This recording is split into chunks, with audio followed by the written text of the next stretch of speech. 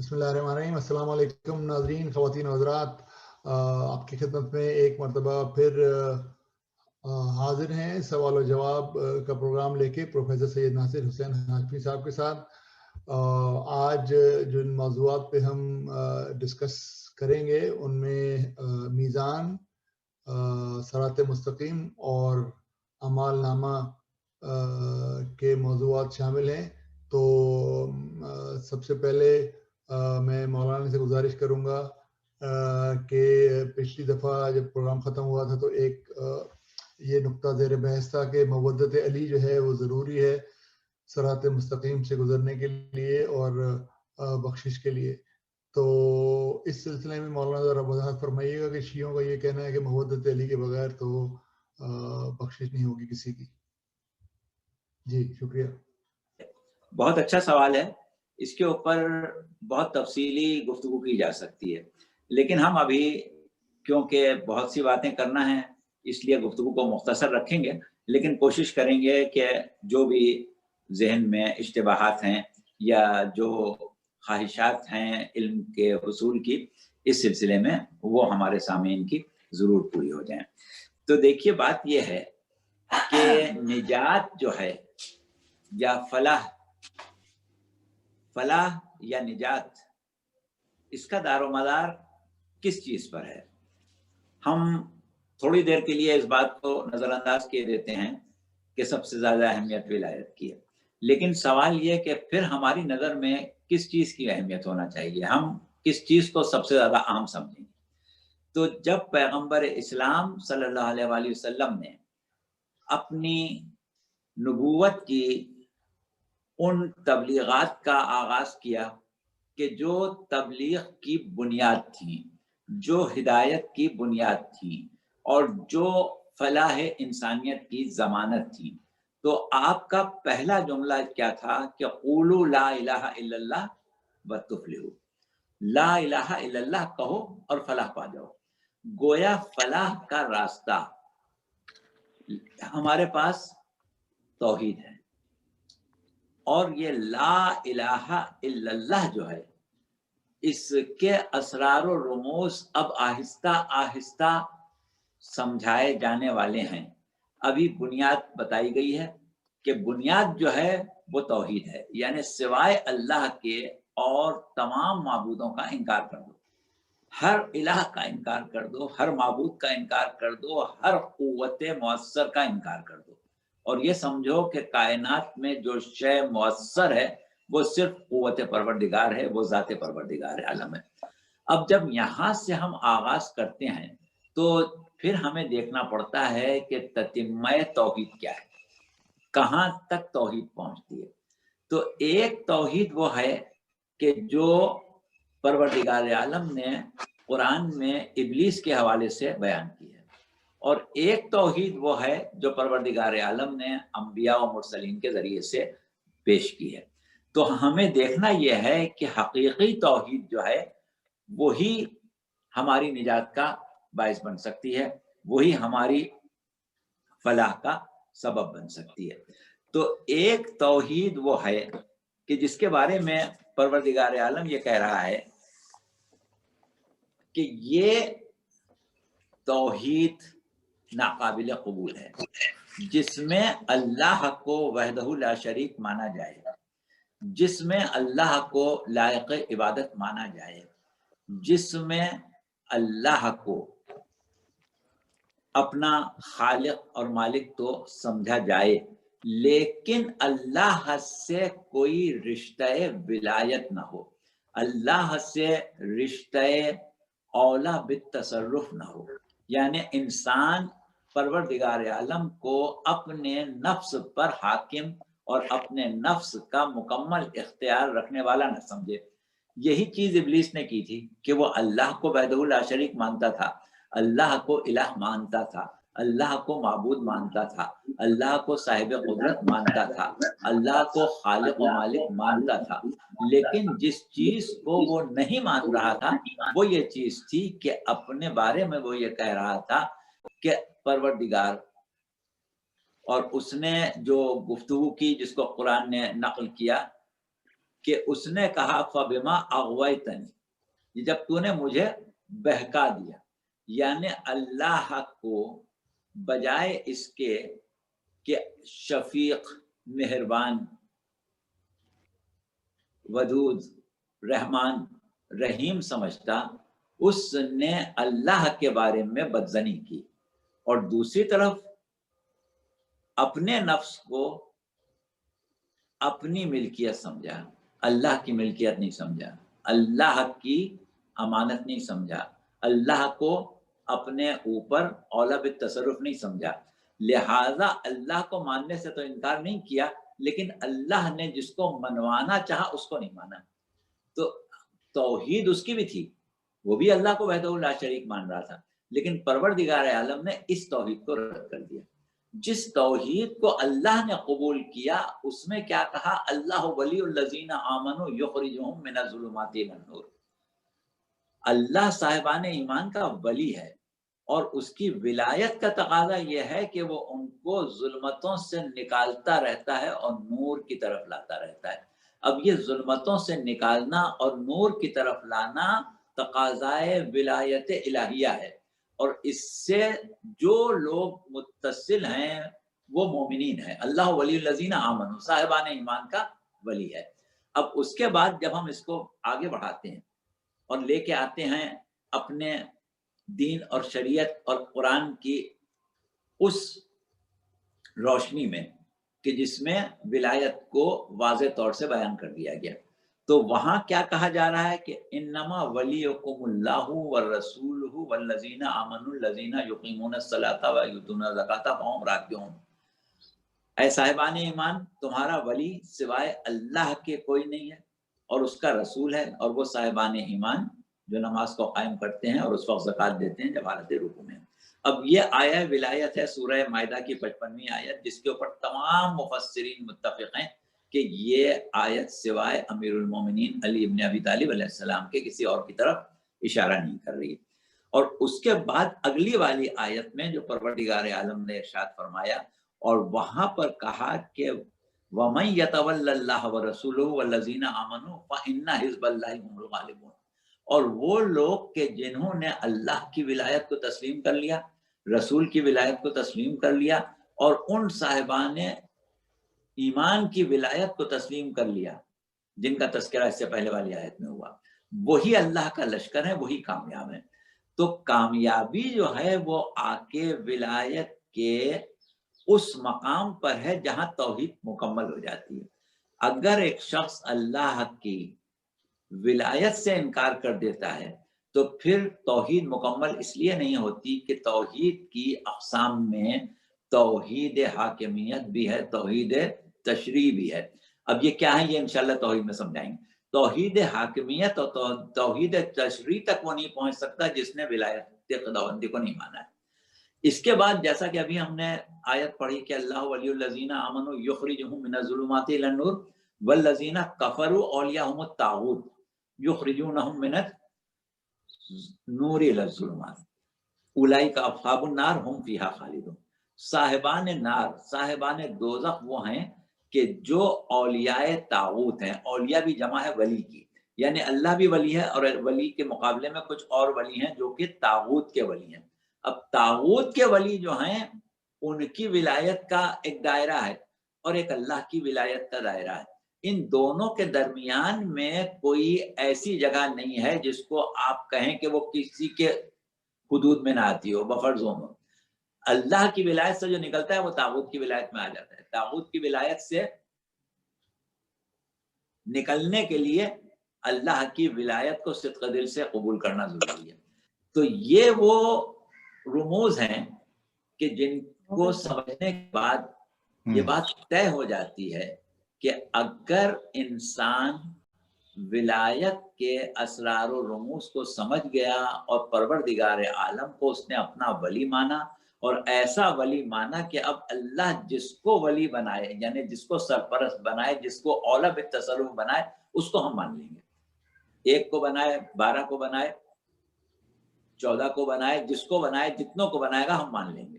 یہ ہوتا ہے دراصل جذبہ تسلیم، تسلیم اور رضا کی ایک خاص منزل ہے کہ جہاں انسان اپنی انا کو سامنے نہیں لاتا بلکہ تابع مرضی مولا ہو جاتا ہے. تو تابع مرضی مولا ہونا، پروردگار عالم کو اولا بالتصرف جاننا اور اس اولائیت کو وہاں تک لے جانا جہاں تک اللہ لے کے جائے، یہ ہے ولایت کا اصل چہرہ، ولایت کا اصل تصور. تو جب یہ تصور انسان قبول کرتا ہے تو وہ فلاح اور نجات کی منزل کی طرف جاتا ہے، اس سے پہلے نہیں جاتا. تو یہی وجہ ہے کہ ہم ولایت کو، مودت کو اور امامت کو اس اعتبار سے دیکھتے ہیں کہ یہ بنیادی چیزیں ہیں، اگر ان کو ہٹا دیا گیا، ان کو نکال دیا گیا، ان کو مائنس کر دیا گیا تو باقی دین جو ہے اس کی روح خارج ہو جاتی ہے. یہ ہے بنیادی جواب اس کا. نہیں لیکن اب اگر ہمارے سامنے نہیں مولانا، اس کے اندر ایک بات یہ ہے کہ یہ ساری گفتگو جو آپ نے کری 12-13 منٹ مودت کے اوپر، اس کے اندر ایسا لگتا ہے کہ پروفٹ جو ہے وہ اوور لک ہو رہے ہیں، شیڈو میں چلے جاتے ہیں. پروفٹ کا رول اللہ میاں ہے اور پھر اس کی ولایت جو ہے وہ علی ہے، اور پروفٹ کا رول تو اس کے اندر زیادہ نظر نہیں آتا ہماری جو بلیف ہے شیعوں کی. پروفٹ کا رول تو سب سے زیادہ نظر آ رہا ہے. انما ولیکم اللہ و رسولہ، اللہ تمہارا ولی ہے اور اس کا رسول ہے. اس کے بعد بات آگے بڑھ رہی ہے، اہل بیت کی طرف جا رہی ہے. تو ولایت کا آغاز اللہ سے ہے، منبع ولایت اللہ کی ذات ہے، اور اس کے بعد اس تسلسل کو آگے بڑھانے کے لیے جو بنیادی اور مرکزی کردار ہے وہ رسول کا ہے. کیونکہ اللہ کا نام لیا، اس کے بعد رسول کا نام لیا. صاحبان ایمان کا تعارف صرف عمل کی طرف سے، ایک اشارے سے، ایک علامت سے کرایا گیا. رسول کو باقاعدہ واضح طور پر رسول کا لفظ اور اس کا رسول، اللہ ولی ہے، انما ولیکم اللہ و رسول، اللہ اور رسول. تو اس میں سب سے زیادہ اللہ کے بعد جو شخصیت واضح ہو کے سامنے آتی ہے وہ تو رسول ہی ہے. اور رسول کا صاحبان ایمان سے ایک رشتہ ہے، یعنی صاحب ایمان وہی ہوتا ہے جو رسول پر ایمان لے آیا ہے. تو لہٰذا صاحب ایمان وہ ہو ہی نہیں سکتا جس نے رسول پر ایمان کا اظہار نہ کیا ہو بلکہ دل سے ایمان نہ لایا ہو. تو جب صاحبان ایمان کی بات ہوتی ہے تو اس میں رسول مخفی طور پر آ جاتے ہیں، لیکن اس آیت میں ایسا نہیں ہوا. اس میں تو واضح طور سے اللہ کے بعد رسول کا نام لیا گیا، اس کے بعد صاحبان ایمان کا نام لیا گیا. چلیے اچھا، اب اسی سے ملتا جلتا ایک نہیں، سوال اگر اس میں کوئی اشتباہ باقی ہے تو آپ سوال کر لیں تاکہ اس کو وضاحت سے بیان کر دیا جائے. کیونکہ رسول اشتباہ تو یہی تھا نا کہ بھائی سرات کے اوپر سب سے امپورٹنٹ چیز جو ہے وہ مودت علی اور ولایت علی ہے. تو یعنی کہ مجھے یہ لگ رہا تھا کہ رسول اللہ کا کردار جو ہے وہ تو ثانوی ہو گیا اس کے اندر. نہیں، رسول اللہ کا کردار تو اس میں ولایت جب آیا نا تو ولایت میں سب سے پہلے اللہ کا کردار آئے گا. اللہ ولی الذین آمنوا، اللہ صاحبان ایمان کا ولی ہے. اب جس نے اللہ کو ولی مانا ہے وہ ہر اس ذات کو ولی مانے گا جس کو اللہ منوائے. تو اللہ نے کہا رسول ولی. اب جب رسول کو ولی مان لیا تو رسول جس کا تعارف کرائیں گے اس کو ماننا پڑے گا. ٹھیک، چلیے اب اسی سے ملتا جلتا سوال ایک اور مجھے بھیجا ہے کسی نے کہ اب شاید آپ نے پچھلی تقریروں میں فرمایا تھا کہ ولایت علی پر یقین اور صلہ رحمی دو اہم چیزیں ہیں جو صراط مستقیم پر سب سے زیادہ اہم رہیں گی. تو سوال یہ کہ یہ جو صلہ رحمی ہے اور ولایت علی وہ ہم پلہ ہیں، یعنی صلہ رحمی بھی اتنی امپورٹنٹ ہے؟ صلہ رحمی بہت زیادہ امپورٹنٹ ہے. بات یہ ہے کہ ایک شے ہے جس کو ہم کہتے ہیں حقوق اللہ. اللہ کا حق یہ ہے کہ اس کی ہر مرضی کو تسلیم کر لیا جائے، اس کی ہر جو بھی مشیت ہے جس کے اوپر وہ چلانا چاہتا ہے اس کو ہم برضا اور رغبت قبول کریں. اور دوسری طرف حقوق العباد ہیں. حقوق العباد میں درجات ہیں. جس بندے سے ہمارا جتنا تعلق قریب ہوتا جائے گا اتنا اس کا حق بڑھتا جائے گا. یعنی صاحب ایمان کا ہمارے اوپر حق ہے، پڑوسی کا ہمارے اوپر حق ہے، لیکن بھائی کا اس سے زیادہ ہے، ماں کا اس سے زیادہ ہے. باپ کا, ماں کا, سگے بھائی کا. تو ہوتا یہ ہے کہ جتنا رشتہ اور تعلق قریب ہوتا جاتا ہے حقوق العباد کا درجہ اتنا ہی بڑھتا جاتا ہے. تو صلہ رحمی کا مطلب یہ ہے کہ ان رشتہ داروں کے ساتھ نیکی کرنا کہ جو ہمارے خون کے رشتہ دار ہیں, جن سے ہمارا صلبی خونی رحمی رشتہ ہے. تو ان کا حق جو ہے وہ دوسرے لوگوں سے زیادہ ہو گیا. تو اب ہم نے ایک طرف اللہ کے حق کو رکھا, ایک طرف بندے کے حق کو رکھا. اللہ کے حق کی نمائندگی کرنے کے لیے ولایت کو سامنے رکھا, بندوں کے حق کی ادائیگی کے لیے صلہ رحمی کو سامنے رکھا. مد مقابل اس اعتبار سے آ گئے کہ ایک طرف حقوق اللہ ہے, ایک طرف حقوق العباد ہیں. حقوق اللہ کی نمائندگی کرنے کے لیے ولایت کے اوپر آ جاؤ, حقوق العباد کی نمائندگی کرنے کے لیے صلہ رحمی پر آ جاؤ. یہ مطلب ہے. صحیح ہے. اچھا, پھر صلہ رحمی کے اندر ایک مزید تفصیلی بحث ہے کہ جی میں صلہ رحمی کرنا چاہتا ہوں لیکن میرا کوئی بھائی ہے, میرا کوئی رشتہ دار ہے, میرا کوئی اور کزن ہے جو کہ میں اس کے ساتھ بہت پیار سے ملنا چاہتا ہوں لیکن وہ میرا فون ہی نہیں اٹھاتا, میرے فون کا جواب نہیں دیتا. میں لوگوں سے کہتا ہوں اس سے کہو یار مجھے فون تو اٹھا لیا کرے, وہ فون نہیں اٹھاتا, مثال کے طور پہ. تو یہ طویل بحث ہے. خیر اس کے اوپر تو یہ صلہ رحمی میں یہ آتا ہے. نہیں, بہت اچھا سوال ہے. یہ تو بہت ہی پریکٹیکل سوال ہے, کیونکہ ہوتا یہ ہے کہ ہر شخص کا مزاج الگ ہے. اب ہمارا بھائی ہے, بہن ہے, رشتہ دار ہے, چچا ہے, ماموں ہے, کوئی بھی ہے, ضروری نہیں کہ اس کو وہ احساس ہو رشتوں کا جو ہم کو ہے. وہ کسی بات پر ناراض ہو گیا تو وہ اسی کو لیے بیٹھا ہوا ہے. لیکن ہمیں اللہ نے توفیق دی ہے اور ہم جانتے ہیں کہ ہمیں صلہ رحمی کرنا ہے, اور صلہ رحمی ہمارے اوپر اسی طرح واجب ہے کہ جس طرح پروردگار عالم کو راضی کرنے کے لیے دیگر اعمال ہیں. تو اس کا طریقہ یہ ہوتا ہے کہ ہم یا تو اس وقت تک جب تک کہ ہمیں امید ہے کہ وہ کوئی پازیٹیو یا مثبت جواب دے سکتا ہے, جب تک تو کوشش کر سکتے ہیں. لیکن اگر اس کے باوجود ہمیں ایسا لگتا ہے کہ نہیں, وہ نہ ہم سے ملنے پر راضی ہوگا, نہ ہمیں گھر پر بلانے پر راضی ہوگا, نہ ہمارے بلانے پر آئے گا, نہ ہمارے بات کا جواب دے گا, نہ ہمارا فون اٹھائے گا, اب ہم اس کے ساتھ کیسے نیکی کریں؟ تو اب اس کے لیے ہمارے پاس نیکی یہ ہے کہ ہم اس کے حق میں دعا کریں. صرف ہم اس کے حق میں دعا کریں گے اور پروردگار عالم ہماری اس دعا کو صلہ رحمی کے کھاتے میں ڈال دے گا. ٹھیک ہے. اچھا چلیے ابھی واپس آتے ہیں اس کے بصرات کے اوپر. ایک اور سوال آیا تھا کراچی سے کہ آپ نے فرمایا تھا کہ جب لوگ آئیں گے اپنا محشر میں اور ان کے ہاتھ میں ان کے نامہ اعمال دیے جائیں گے تو وہ نامہ اعمال ہم نے شاید پہلے ڈسکس کیا تھا یہ, لیکن جب کیونکہ سوال آیا تو میں دوبارہ پوچھ رہا ہوں کہ نامہ اعمال ملنے کے بعد تو فیصلہ ہو جائے گا نا کہ اس آدمی نے جنت میں جانا ہے یا دوزخ میں جانا ہے, تو پھر پورے سرات سے کیوں گزارا جائے گا بعد میں اس کو؟ دیکھیے بات یہ ہوتی ہے کیونکہ آپ نے کہا تھا کہ کچھ لوگ گھٹنیوں کے بل جائیں گے, کوئی گرتے پڑتے جائیں گے, کوئی تیزی سے گزر جائیں گے. بالکل بالکل, اس کو ہم جلدی سے واضح کیے دیتے ہیں. بات یہ ہے کہ اس کی مثال آپ دنیا میں لیں کہ ایک طالب علم ہے, اس کو ایک ڈگری ملنے کے لیے 10 سبجیکٹ پاس کرنا ہے.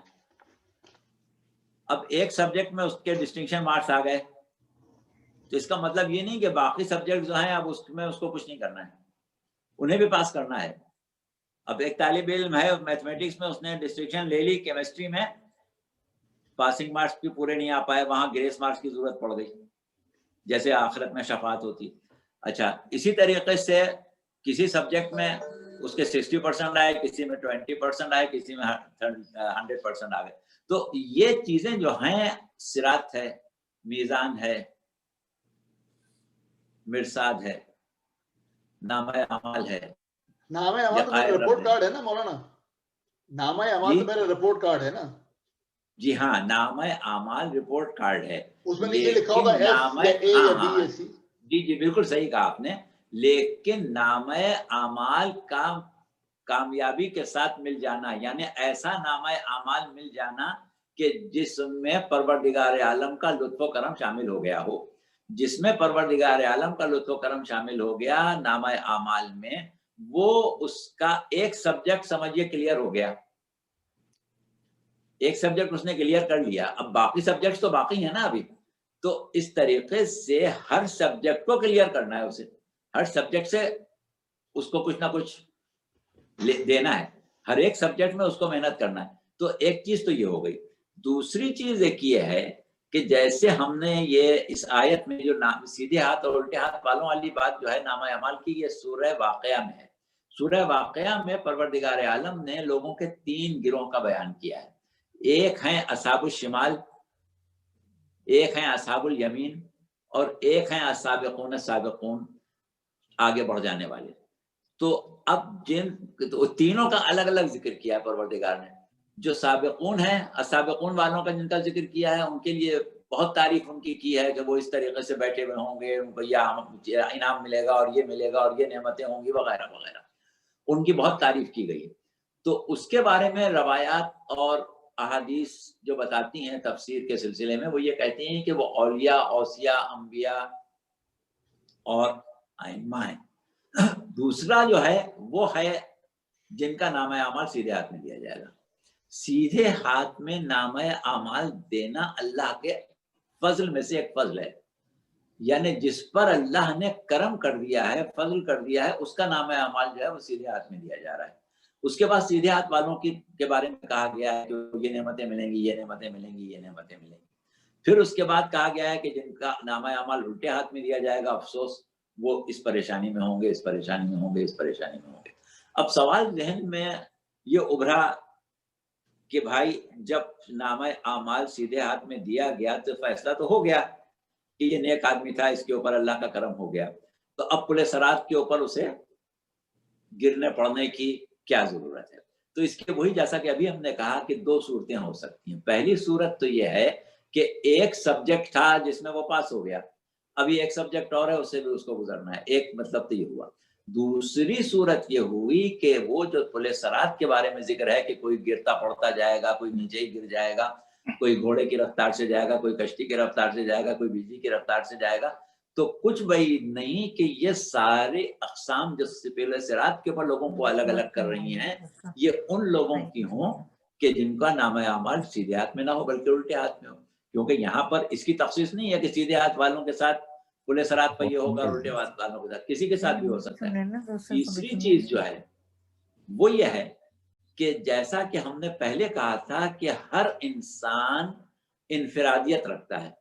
کوئی بھی 2 آدمی ایک جیسے نہیں ہیں اپنی فکر میں، اپنی نظر میں، اپنے عقائد میں، اپنے نظریات میں، اپنے ایمان میں، اور اپنی ان تمام کیفیات معرفت اور کیفیات تسلیم میں، رضا میں، تفویض میں، ان تمام چیزوں میں، توکل میں، ہر شخص کا درجہ الگ ہے. تو جب ہر شخص الگ ہے تو ہم ہر شخص کے اوپر ایک چیز کا اطلاق نہیں کر سکتے. بعض لوگ ایسے ہوتے ہیں کہ جن کا علم و یقین بہت اچھا ہے، لیکن صلہ رحمی میں کہیں کمی ہو رہی ہے، حقوق العباد میں کمی ہو رہی ہے، کہیں کسی کے اخلاق میں کمی ہو رہی، کسی کا اخلاق بہت اچھا ہے، عبادات میں کوئی کمی ہو رہی. تو اس اعتبار سے ہر شے کا وہاں پر جب ان کو سامنا کرنا پڑے گا تو کوئی چیز ایسی ہوگی جو کہ صراط پر روکے گی، کوئی چیز ایسی ہوگی کہ جو نامہ اعمال میں روکے گی، کوئی چیز ایسی ہوگی کہ جو میزان کو ہلکا کر دے گی.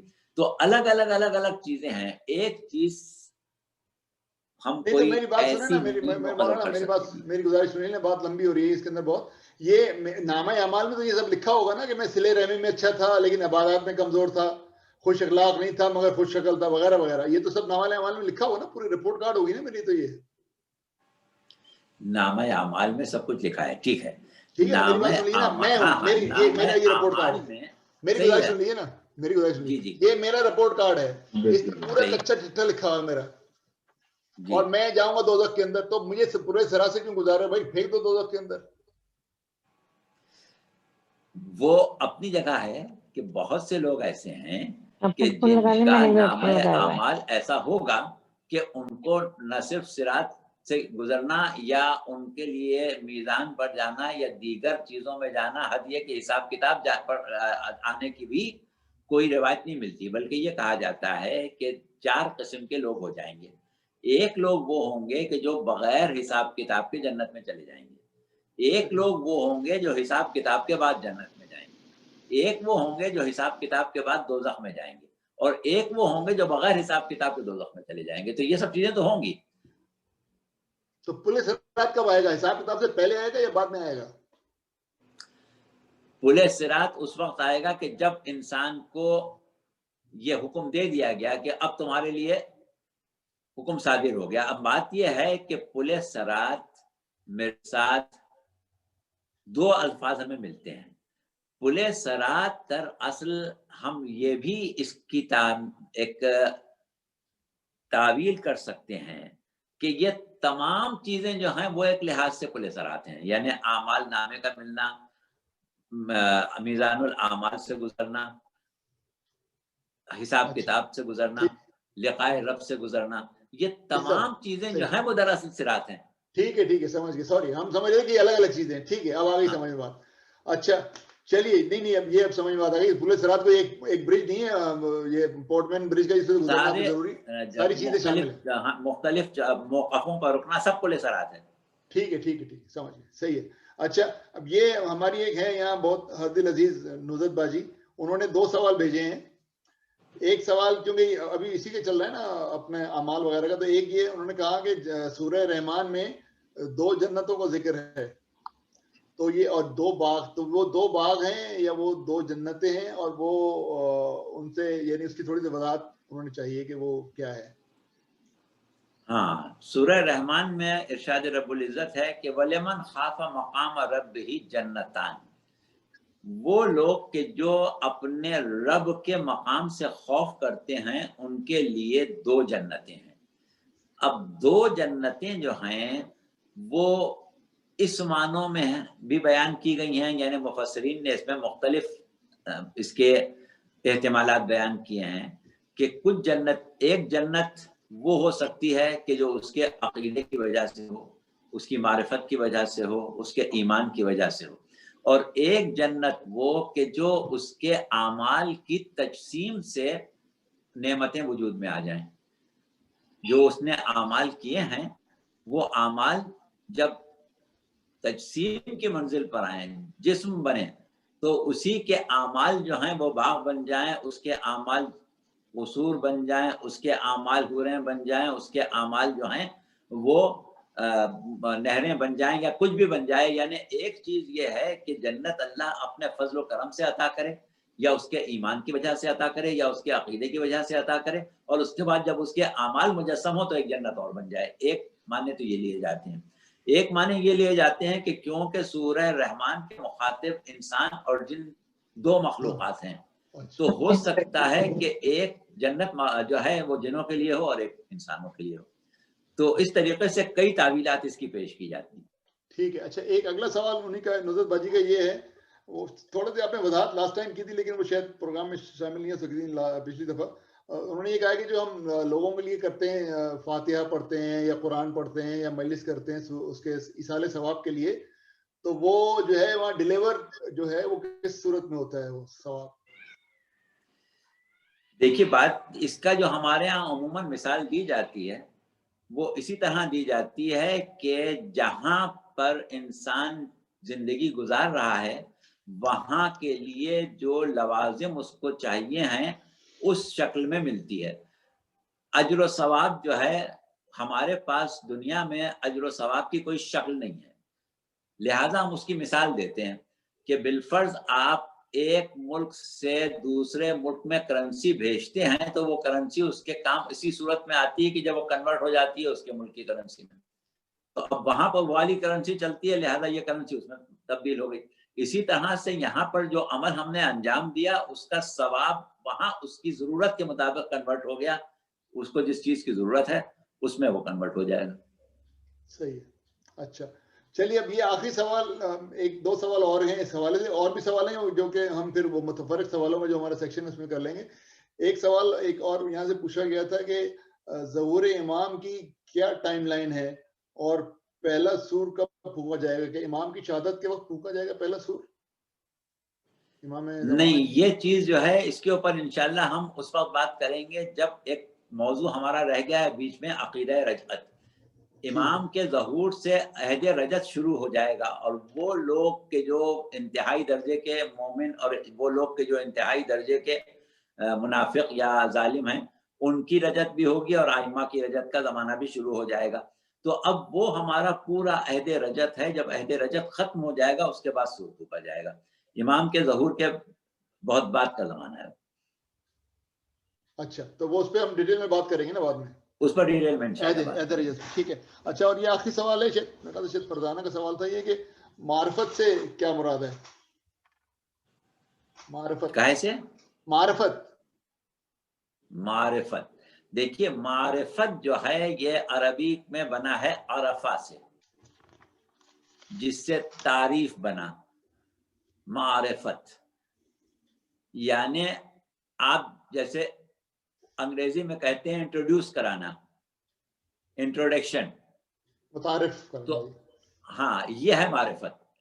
اب ہم جب پروردگار عالم کو پہچاننا چاہتے ہیں, اس سے اپنا رابطہ, اپنا تعلق قائم کرنا چاہتے ہیں, تو اس کے لیے ہمیں ضرورت اس بات کی پڑتی ہے کہ ہم اپنی اور اس کی جو ایک رشتے کی کیفیت ہے, یعنی اللہ کے اور ہمارے درمیان رشتہ کیا ہے. دیکھیے معرفت ایک چیز تو یہ ہوئی کہ ہم اللہ کو پہچانیں کہ اللہ کیا ہے. تو ظاہر ہے کہ اللہ وہ وجود ہے کہ جس کی کنہ ذات کو انسان نہیں پہچان سکتا. اللہ کی صفات پر, اللہ کے افعال پر, اور ان چیزوں پر کہ جن سے ہمارے اور اللہ کے درمیان تعلق اور رشتہ قائم ہوتا ہے, اس پر ہم غور کر سکتے ہیں. خود اس کی ذات کے اوپر غور نہیں کر پاتے. تو یہ جو ہماری کیفیت جس کو ہم شعور بندگی کہتے ہیں, یعنی اللہ کا بندہ ہونے کا شعور پیدا ہونا, اس سے ہم ابتدا کرتے ہیں. اور اس کے بعد جہاں تک ہم اس ذات کی عظمت کو, اس کی رفعت کو, اس کی بلندی کو, اس کی صفات کو سمجھ سکیں, یعنی صفات کو سمجھنے سے مطلب یہ کہ اس کی رحمانیت کو, اس کی رحیمیت کو, اس کی رزاقیت کو, اس کی خالقیت کو, اس کی مالکیت کو جس حد تک سمجھ سکیں, بس اس حد تک ہماری معرفت ہے. اب ہوتا یہ ہے کہ معرفت خداوندی اتنی عظیم چیز ہے کہ وہ حدیث آپ نے سنی ہوگی کہ سرکار رسالت صلی اللہ علیہ وسلم نے فرمایا تھا امیر المومنین سے مخاطب ہو کے کہ یا علی, اللہ کو کسی نے نہیں پہچانا سوائے میرے اور تمہارے, اور مجھ کو کسی نے نہیں پہچانا سوائے اللہ کے اور تمہارے, اور تم کو کسی نے نہیں پہچانا سوائے اللہ کے اور میرے. تو اب اس کا مطلب تو یہ ہوا کہ ہم نہ پہچان سکتے ہیں, نہ کبھی پہچانا ہے, تو معرفت ہماری جو بے معنی چیز ہو گئی. تو ایسا نہیں ہے, بلکہ صورتحال یہ ہے کہ وہاں گفتگو ہو رہی ہے معرفت کلی کی. معرفت کلی اور کسی کے پاس نہیں ہے. اب ہر انسان اپنی عقل, اپنے ایمان, اپنے یقین, اپنی صحیح اور اپنے جذبہ بندگی کے مطابق اللہ کی معرفت یا اللہ کا جو بھی اس کو احساس ہے اس کے وجود کا, اسے حاصل کر لیتا ہے, اور وہی ہے معرفت. اب جتنی بھی حاصل کر لیں. ٹھیک ہے. اچھا یہ میری بھابھی وہاں سے ہیں ہیوسٹن سے یا ڈیلس سے, افشان جی بولیے, سوال کر لیجیے آپ. السلام علیکم جی. میرا سوال یہ ہے روز محشر کے حوالے سے کہ آپ نے ایک دفعہ بتایا تھا کہ کچھ جانوروں کو بھی لایا جائے گا, وہ کون ہوں گے؟ اور دوسرے وہ جانور جو ذبح کیے جاتے ہیں, کہا جاتا ہے کہ وہ جنت میں جائیں گے, جن کی قربانی ہوتی ہے اور وہ ذبح کیا جاتا ہے. تو اس کے علاوہ جو جانور ہیں کیا وہ روز محشر میں لائے جائیں گے, جو عام تمام جانور ہیں وہ, اور کچھ مخصوص جانوروں کا جو آپ نے ذکر کیا تھا اس کی کیا تفصیل ہے؟ دوسرے جو اصحاب کہف کے کتے کا ذکر کیا جاتا ہے کہ وہ جنت میں جائے گا, تو آیا صرف یہی جانور جو جن کا کہا جاتا ہے وہ جنت میں جائیں گے, یا باقی یہ جو دوسرے جانور ہیں ان کا کیا ہوگا؟ ان کا بھی کوئی حساب کتاب ہے یا ان کا بھی کوئی کیٹیگری ہے؟ شکریہ. جی ہاں, بہت اچھا سوال آپ نے کیا. یہ تشنا رہ گئی تھی گفتگو, اور اب آپ کے سوال کے ذریعے سامنے آ جائے گی. وہ بات یہ تھی کہ سورہ تکویر کی ایک آیت تھی جس کا ترجمہ یہ ہے کہ اس وقت کو یاد کرو جب جنگلی جانور محشور کیے جائیں گے. تو اس سلسلے میں ہمارے مفسرین کئی احتمالات پیش کرتے ہیں. پہلی چیز تو یہ ہے کہ جہاں تک جانوروں کا تعلق ہے، جانوروں کا جو قوت حیات کا ایک معیار ہے، جانوروں کی قوت حیات جو ہے اس کا ایک معیار ہے، وہاں تک ہے، اس سے آگے نہیں ہے۔ اور انسان کی قوت حیات جسے ہم اس کی روح کہتے ہیں، اس کو پروردگار عالم نے اپنی روح کہا ہے۔ اپنی روح کا مطلب کیا ہے کہ ایک خاص قسم کی قوت حیات جو کسی اور مخلوق کو نہیں دی، کسی اور جاندار کو نہیں دی، وہ انسان کو دی ہے۔ اور انسان کے بارے میں یہ کہا کہ یا بنی آدم خلقت الاشیاء لاجلک وخلقتک لاجلی، تمام چیزوں کو میں نے تیرے لیے پیدا کیا اور تجھ کو اپنے لیے پیدا کیا۔ اور اللہ کی ذات لم یزل لا یزال ہے، اللہ ہمیشہ سے ہے، ہمیشہ رہنے والا ہے۔ تو وہ مخلوق جس کو اللہ نے اپنی طرف نسبت دی، اس کی روح، اور جس کے بارے میں اللہ نے یہ کہا کہ یہ میں نے اپنے لیے خلق کیا ہے، اس میں اللہ نے حیات دائمی عطا کی ہے۔ اس کی حقیقت وجود یا اس کی روح جو ہے وہ کبھی بھی ختم ہونے والی نہیں ہے، خواہ وہ دنیا میں ہو، برزخ میں ہو، محشر میں ہو، آخرت میں ہو، جنت میں ہو، دوزخ میں ہو، جہاں بھی ہو وہ زندہ رہے گا، وہ باقی رہے گا۔ تو انسان جو ہے اس کو بقا ہے، باقی تمام جتنے بھی مخلوقات جاندار ہیں اس کو بقا نہیں ہے۔ تو اس اعتبار سے جانوروں کے لیے حیات بعد از موت جو ہے وہ اس اعتبار سے تو ہرگز نہیں ہے جس اعتبار سے انسان کے لیے، یہ بات تو طے شدہ ہے۔ اب اس کے بعد محشر میں جانور کا آنا تو یہ بتا رہا ہے کہ انسان کی طرح حیوان بھی مرنے کے بعد زندہ ہو۔ تو یہاں پر یہ کہا جاتا ہے کہ یہ گفتگو چند حیوانوں کے لیے ہے، کچھ حیوانوں کے لیے، کہ بعض حیوان ایسے ہیں جنہیں پروردگار عالم نے صلاحیت برزخی دی ہے۔ صلاحیت برزخی ہے کہ مرنے کے بعد بھی ان کے وجود کا باقی رہنا۔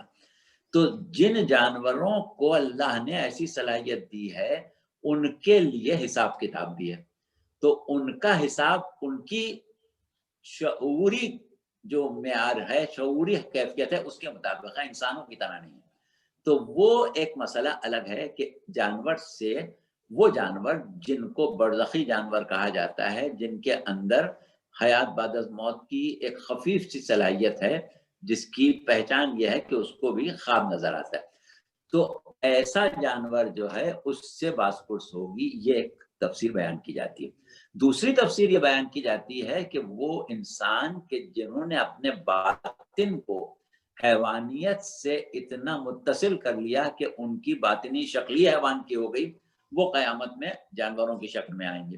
لہذا وہ جو کہا گیا کہ تم اس وقت کو یاد کرو کہ جب جانور مشہور ہوں گے، تو اس سے مراد وہ انسان ہے کہ جو جانوروں کی شکل میں مشہور ہوں گے۔ تو یہ چیز ہے۔ اب یہ اگر آپ پوچھیں کہ بھائی وہ کون سے جانور ہیں، تو یہ پھر ایک الگ تحقیق ہو جائے گی کہ کون سا جانور ہے کہ جو برزخی ہے، کون سا ہے کہ جو برزخی نہیں ہے۔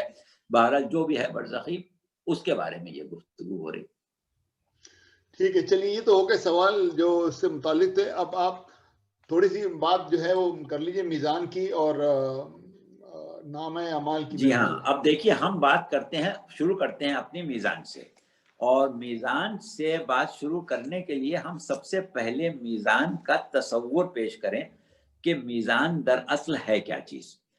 تو بات یہ ہوتی ہے کہ پروردگار عالم نے سورہ بقرہ کی آیت 281 ہے، 281، اس میں یہ کہا ہے کہ ہم ہر شخص کو اس کے عمل کے برابر بدلہ دیں گے، اور کسی قسم کی اس کے ساتھ ناانصافی یا ظلم نہیں ہونے پائے گا، مکمل طور سے اتنا ہی بدلہ دیں گے جتنا اس نے عمل کیا۔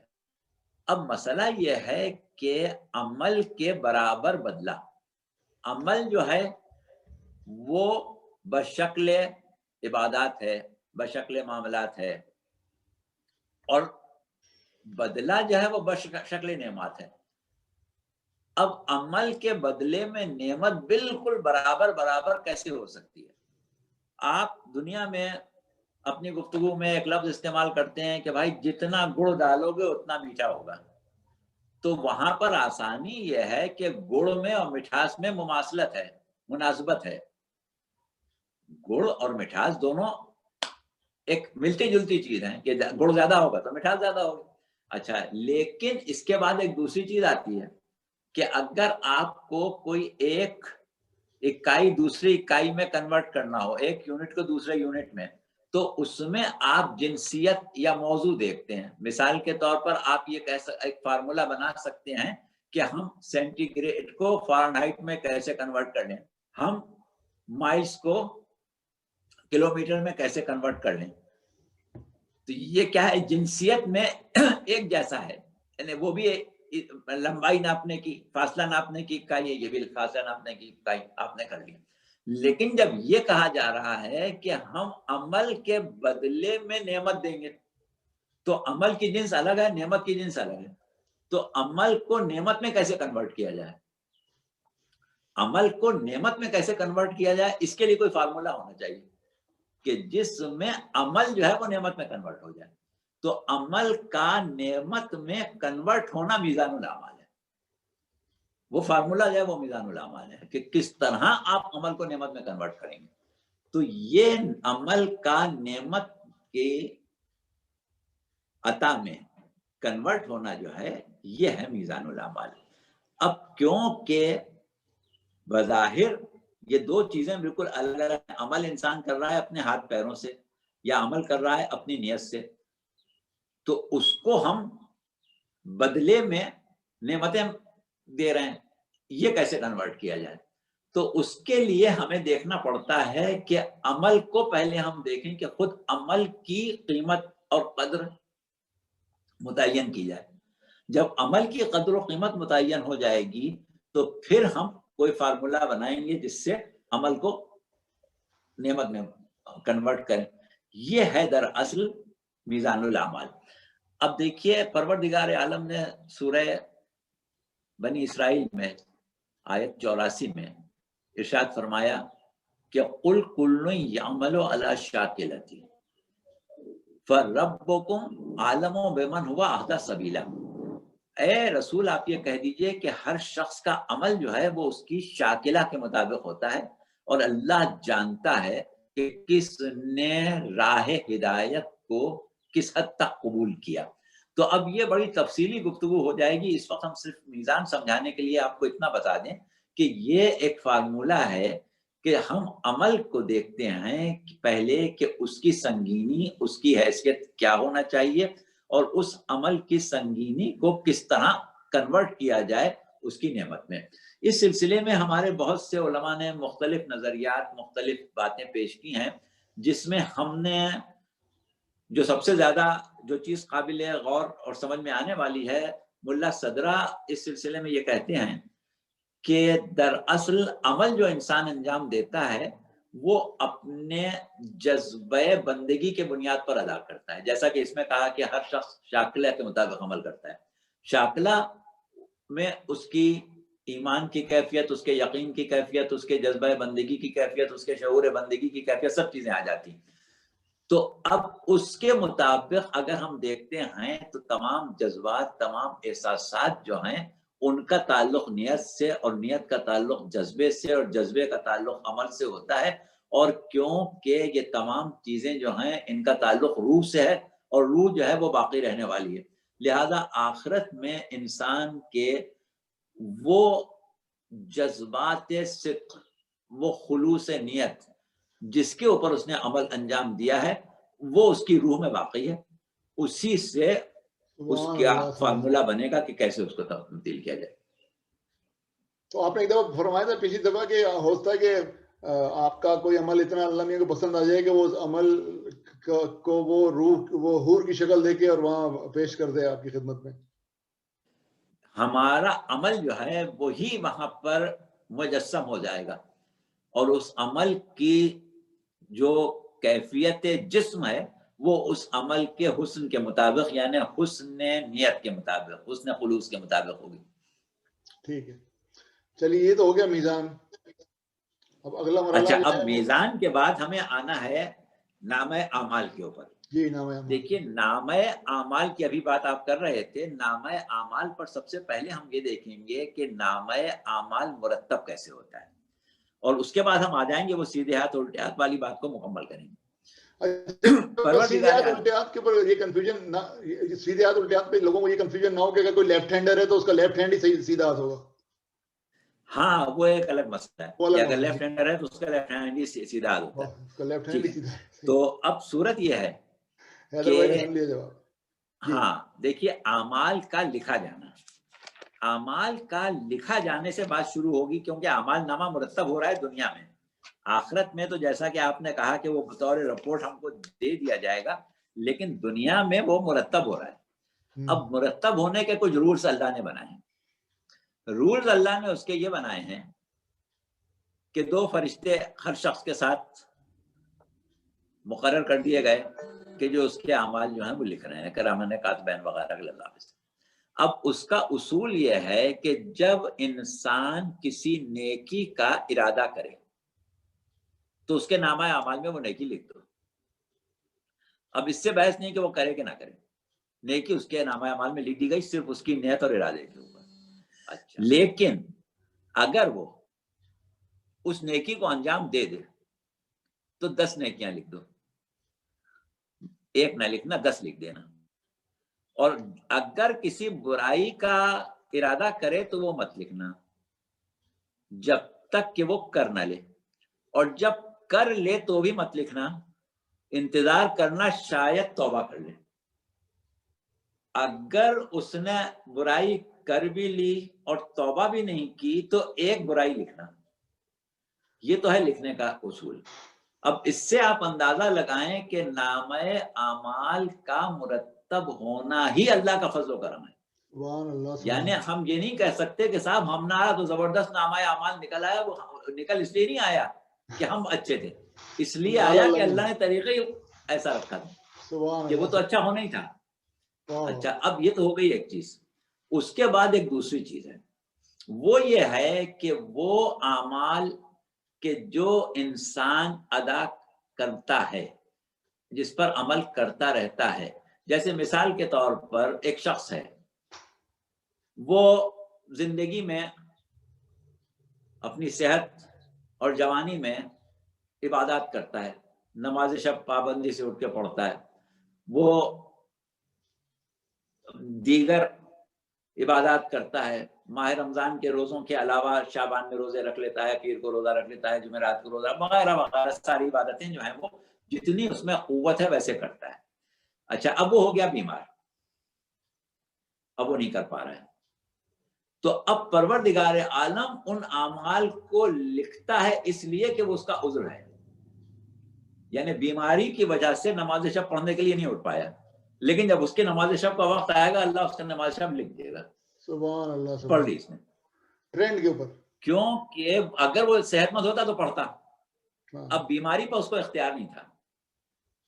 इसी तरीके से हम जब ये कहते हैं कि जवानी को गनीमत समझो, वो उसकी एक बहुत बड़ी वजह यह है कि जवानी में हम बहुत सी इबादतें कर सकते हैं जो बुढ़ापे में नहीं कर पाएंगे। तो जवानी में कर ली तो समझे बुढ़ापे में खुद ब खुद ही लिखी जाती रहेगी। बुढ़ापे में फिर ये नहीं देखा जाएगा बूढ़ा वो अब नहीं कर सकता, जवान होता तो अभी भी करता।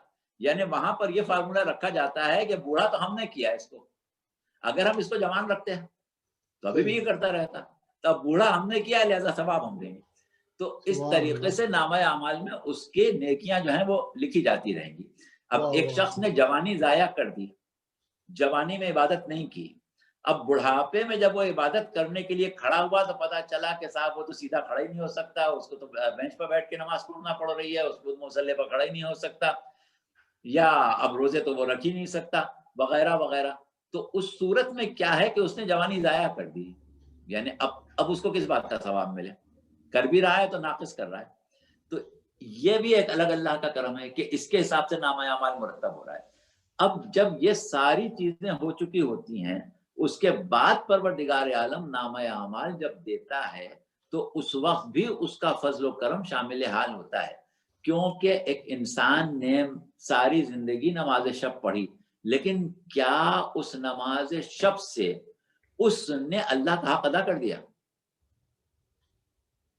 सारी जिंदगी उसने रोजे रखे, लेकिन क्या अल्लाह का हक अदा कर दिया? तो हक तो अल्लाह का अदा फिर भी नहीं हुआ, लेकिन अब अल्लाह का फजल है कि वो उसको कबूल कर लेता है। تو وہ لوگ کہ جن کے اوپر پروردگار عالم کا فضل ہے، اس فضل کا اظہار سیدھے ہاتھ میں نامہ اعمال دے کے ہوگا۔ اگر ان کی نیکیاں جو انہوں نے اپنی حد تک کی ہیں، یعنی اللہ قبول کر لے تو نیکی ہے، ورنہ صحیح معنوں میں دیکھا جائے تو اگر اللہ نے قبول نہیں کیا تو وہ نیکی ہی نہیں، اور اللہ اتنا قبول کرنے والا ہے کہ ذرہ برابر بھی خلوص ہے تو قبول کر دے گا۔ تو اب جس کو اللہ نے قبول نہ کیا وہ کیسی نیکی ہوگی؟ تو اب جس نیکی کو اللہ نے قبول کیا ہے وہ بھی اللہ نے فضل کیا ہے، جس طریقے سے لکھوایا ہے، جو ریکارڈ بنوایا ہے، اس میں بھی فضل کیا۔ اب اس کے بعد جب پروردگار عالم کہتا ہے کہ لو یہ ہم نے تمہارے اوپر فضل کر دیا، یہ سیدھے ہاتھ میں لے لو نامہ اعمال، تو یہ بھی اصل میں اللہ کا فضل ہے۔ تو جن لوگوں کے سیدھے ہاتھ میں نامہ اعمال نہ دیا جائے وہ اتنے بدبخت لوگ ہوں گے، اتنے بدبخت لوگ ہوں گے کہ اتنی آسانیاں پیدا کرنے کے باوجود بھی ان کی نیکیاں اتنی نہیں ہوں گی کہ جس کی وجہ سے ان کا نامہ اعمال فضل کے ساتھ دیا جائے۔ تو یہ ہے۔ اچھا، اب روایات یہ بتاتی ہیں کہ اگر نامہ اعمال میں نیکیاں زیادہ ہیں اور گناہ کم ہیں تو پروردگار عالم صرف نیکیوں کو دیکھے گا، گناہوں کو نہیں دیکھے گا۔ اگر اس کے نامہ اعمال میں گناہ اور نیکیاں برابر ہیں تو اللہ یہ دیکھے گا کہ میری نعمتوں کو، میرے انعامات کو، میرے احسانات کو اس نے کس حد تک قبول کیا، اس میں اس نے کوتاہی کی، اس کے شکر میں کوتاہی کی، اس کی قدر میں کوتاہی کی تو میں نے اپنا حق بخش دیا۔ دیکھو شاید اب اس کا نامہ اعمال بہتر ہو جائے، پھر بہتر ہو جائے۔ اسی طریقے سے وہ فضل کرتے کرتے چلتا ہے، اور آخر میں جہاں پر یہ صورتحال آ جاتی ہے کہ نیکیاں کم ہیں اور برائیاں زیادہ ہیں، تو ان کے لیے بھی پروردگار عالم نے اپنے فضل کو محفوظ رکھا ہے۔ اور اس کے بعد پھر ایک منزل آئے گی شفاعت کی، جس کے اوپر ہمارا ارادہ تھا آج بات کرنے کا، کہ پھر وہ شفاعت کے ذریعے انسان جو ہے وہ مغفرت کی طرف آ جائے گا۔ اچھا، تو گناہ گار جو ہیں وہ بھی شفاعت کے وہ ہوں گے حقدار؟ گناہ گار کی بھی شفاعت ہوگی، اور دوسری چیز یہ ہے کہ شفاعت کے سلسلے میں اہل بیت کی شفاعت، پیغمبر اسلام کی شفاعت، وہ تو اپنی جگہ ہے۔ دو چیزیں اور ہیں شفاعت میں، ایک خود پروردگار عالم کی ذات شفیع ہے، اور ایک ہے قرآن۔ اور اس کے بعد شفاعت کے لیے اللہ نے کچھ فرشتوں کو بھی مقرر کیا ہے جو بندوں کے لیے دعائیں مغفرت کرتے رہتے ہیں، سبحان اللہ، بندوں کی شفاعت کرتے رہتے ہیں۔ کچھ فرشتے وہ ہیں جو دنیا میں بندوں کی حفاظت کرتے رہتے ہیں، اور کچھ وہ ہیں جو ان کے لیے دعائیں مغفرت کرتے رہتے ہیں۔ پھر اس کے بعد قرآن جو ہے وہ روز محشر بندوں کی شفاعت کرے گا کہ اس نے میرا حق ادا کیا، اور جس نے حق ادا نہیں کیا اس کی شکایت بھی کرے گا۔ اچھا، اس کے بعد زمین جہاں پر گناہ کیا گیا ہے کہ جہاں پر نیکی کی گئی ہے، اگر زمین پر نیکی کی گئی ہے تو زمین بھی سفارش کرے گی کہ پروردگار اس نے میرے اوپر سجدے کیے ہیں، اس پر اپنا رحم کر۔ پروردگار اس نے میرے اوپر یہ نیکیاں انجام دی ہیں، اس کے اوپر رحم کر۔ اسی طریقے سے اوقات، دن جن میں اس نے نیکیاں کی ہیں وہ اس کی سفارش کریں گے۔ تو یہ تمام چیزیں سفارش کرتے کرتے اس کے بعد ایک موقع ایسا آتا ہے کہ پھر اس کو شفاعت محمد و آل محمد نصیب ہوگی۔ تو وہ شفاعت، اس کے بارے میں تھوڑی سی گفتگو ہم اب بات نکل آئی ہے تو کر لیں کہ بات یہ ہوتی ہے کہ عموماً شفاعت کے اوپر اعتراض کیا جاتا ہے۔ بہت سے لوگ، خاص طور سے وہ مکتب فکر کہ جو ابن تیمیہ کا مکتب فکر ہے، جس کی نشر و اشاعت محمد ابن عبد الوہاب نے کی، اس میں اس نے یہ کہا ہے کہ پروردگار عالم نے شفاعت کی نفی کی ہے، اور کوئی شخص اگر کسی کو اپنا شفیع سمجھتا ہے تو وہ مشرک ہے۔ اور انہوں نے قرآن میں کچھ آیتوں کی طرف توجہ دلائی۔ اچھا، اب شفاعت کے سلسلے میں اگر تفصیلی بات کرنا ہو، ہمارے سامنے اس وقت بھی کئی کتابیں ایسی رکھی ہوئی ہیں جس میں شفاعت کے اوپر بہت تفصیلی مواد ہے، لیکن थोड़ा सा और हम आपको बता दें। शफाअत पे अलग से बात करेंगे, क्योंकि अब कुछ सवाल हैं लोगों के और तकरीबन घंटा हो रहा है। अच्छा चलें, फिर शफाअत को अलग सेशन रख लेंगे। हाँ, उस पे फिर अलग से बात कर लेंगे। अच्छा, एक सवाल और भी था, आई थिंक फरजाना का सवाल था कि जिन गुनाहों की हमने यहाँ पे माफी मांग ली है और वो गुनाह तो फिर वहां पे अपीयर नहीं होंगे ना हमारे इसके अंदर इंटरव्यू में। ये सवाल जो है इसने तो पूरा एक बाब और खोल दिया है, और ये बाब जो है ये तो फरजाना ऐसे सवाल करती हैं। जी जी हाँ, अखलाकियात से मुताल्लिक है, और इसका जवाब हम आपको जल्दी जल्दी दे देते हैं। इसके जवाब के लिए पूरी नशिश चाहिए। जैसा कि अभी हमने कहा कि परवरदिगार आलम का करम यह है कि जब हम बंदा कोई गुनाह कर लेता है तो अल्लाह रोक देता है फरिश्तों को, लिखना नहीं, इसको तौबा करने का वक्त दे दो। तो इसका मतलब यह है कि परवरदिगार आलम नहीं चाहता कि उसका गुनाह लिखा जाए। किसी बंदे का गुनाह अल्लाह लिखना ही नहीं चाहता है। अब जब नहीं लिखना चाहता है तो वो उसको मोहलत देता है कि वो तौबा कर ले, और तौबा को अल्लाह ने एक ऐसी चीज बना के पेश किया है कि कहा है कि इन्नल्लाह युहिब्बुत तव्वाबीन, परवरदिगार जो है वो तौबा करने वालों से मोहब्बत करता है। सुभान अल्लाह, सुभान अल्लाह। और दूसरी तरफ परवरदिगार आलम ने अपने नामों में एक नाम रखा है तव्वाब। आप सुनते हैं तव्वाबुर रहीम, वल्लाहु तव्वाबुर रहीम, अल्लाह तव्वाब है। तव्वाब के क्या माने? तव्वाब एक होता है ताइब, ताइब यानी तौबा करने वाला, जिसने तौबा की हो। तव्वाब सीगा मुबालगा है, बहुत कसरत से तौबा करने वाला, बहुत ज्यादा तौबा करने वाला, जो बहुत ज्यादा तौबा करता है उसको कहते हैं तव्वाब। अच्छा, अब अल्लाह ने अपने आप को तव्वाब कहा है कि अल्लाह तव्वाब है। अब अल्लाह कैसे तौबा करता है? अल्लाह ने क्या किया? बात यह है कि लफ्ज तौबा जो है इसके माने हैं रुजू करना, पलटना, किसी शय की तरफ वापस आ जाना, जो तजावुज किया था उससे पीछे हट जाना, यह है तौबा। अच्छा, अब तौबा जब हम अल्लाह के लिए अल्फाज इस्तेमाल करते हैं तो उसके माने बदल जाते हैं। जैसे हमने कहा कि वल्लाहु खैरुल माकिरीन, अल्लाह सबसे बड़ा मकर करने वाला है, तो अल्लाह मकर नहीं करता। वहां मकर, अल्लाह का मकर का मतलब मकर का तोड़ करना है।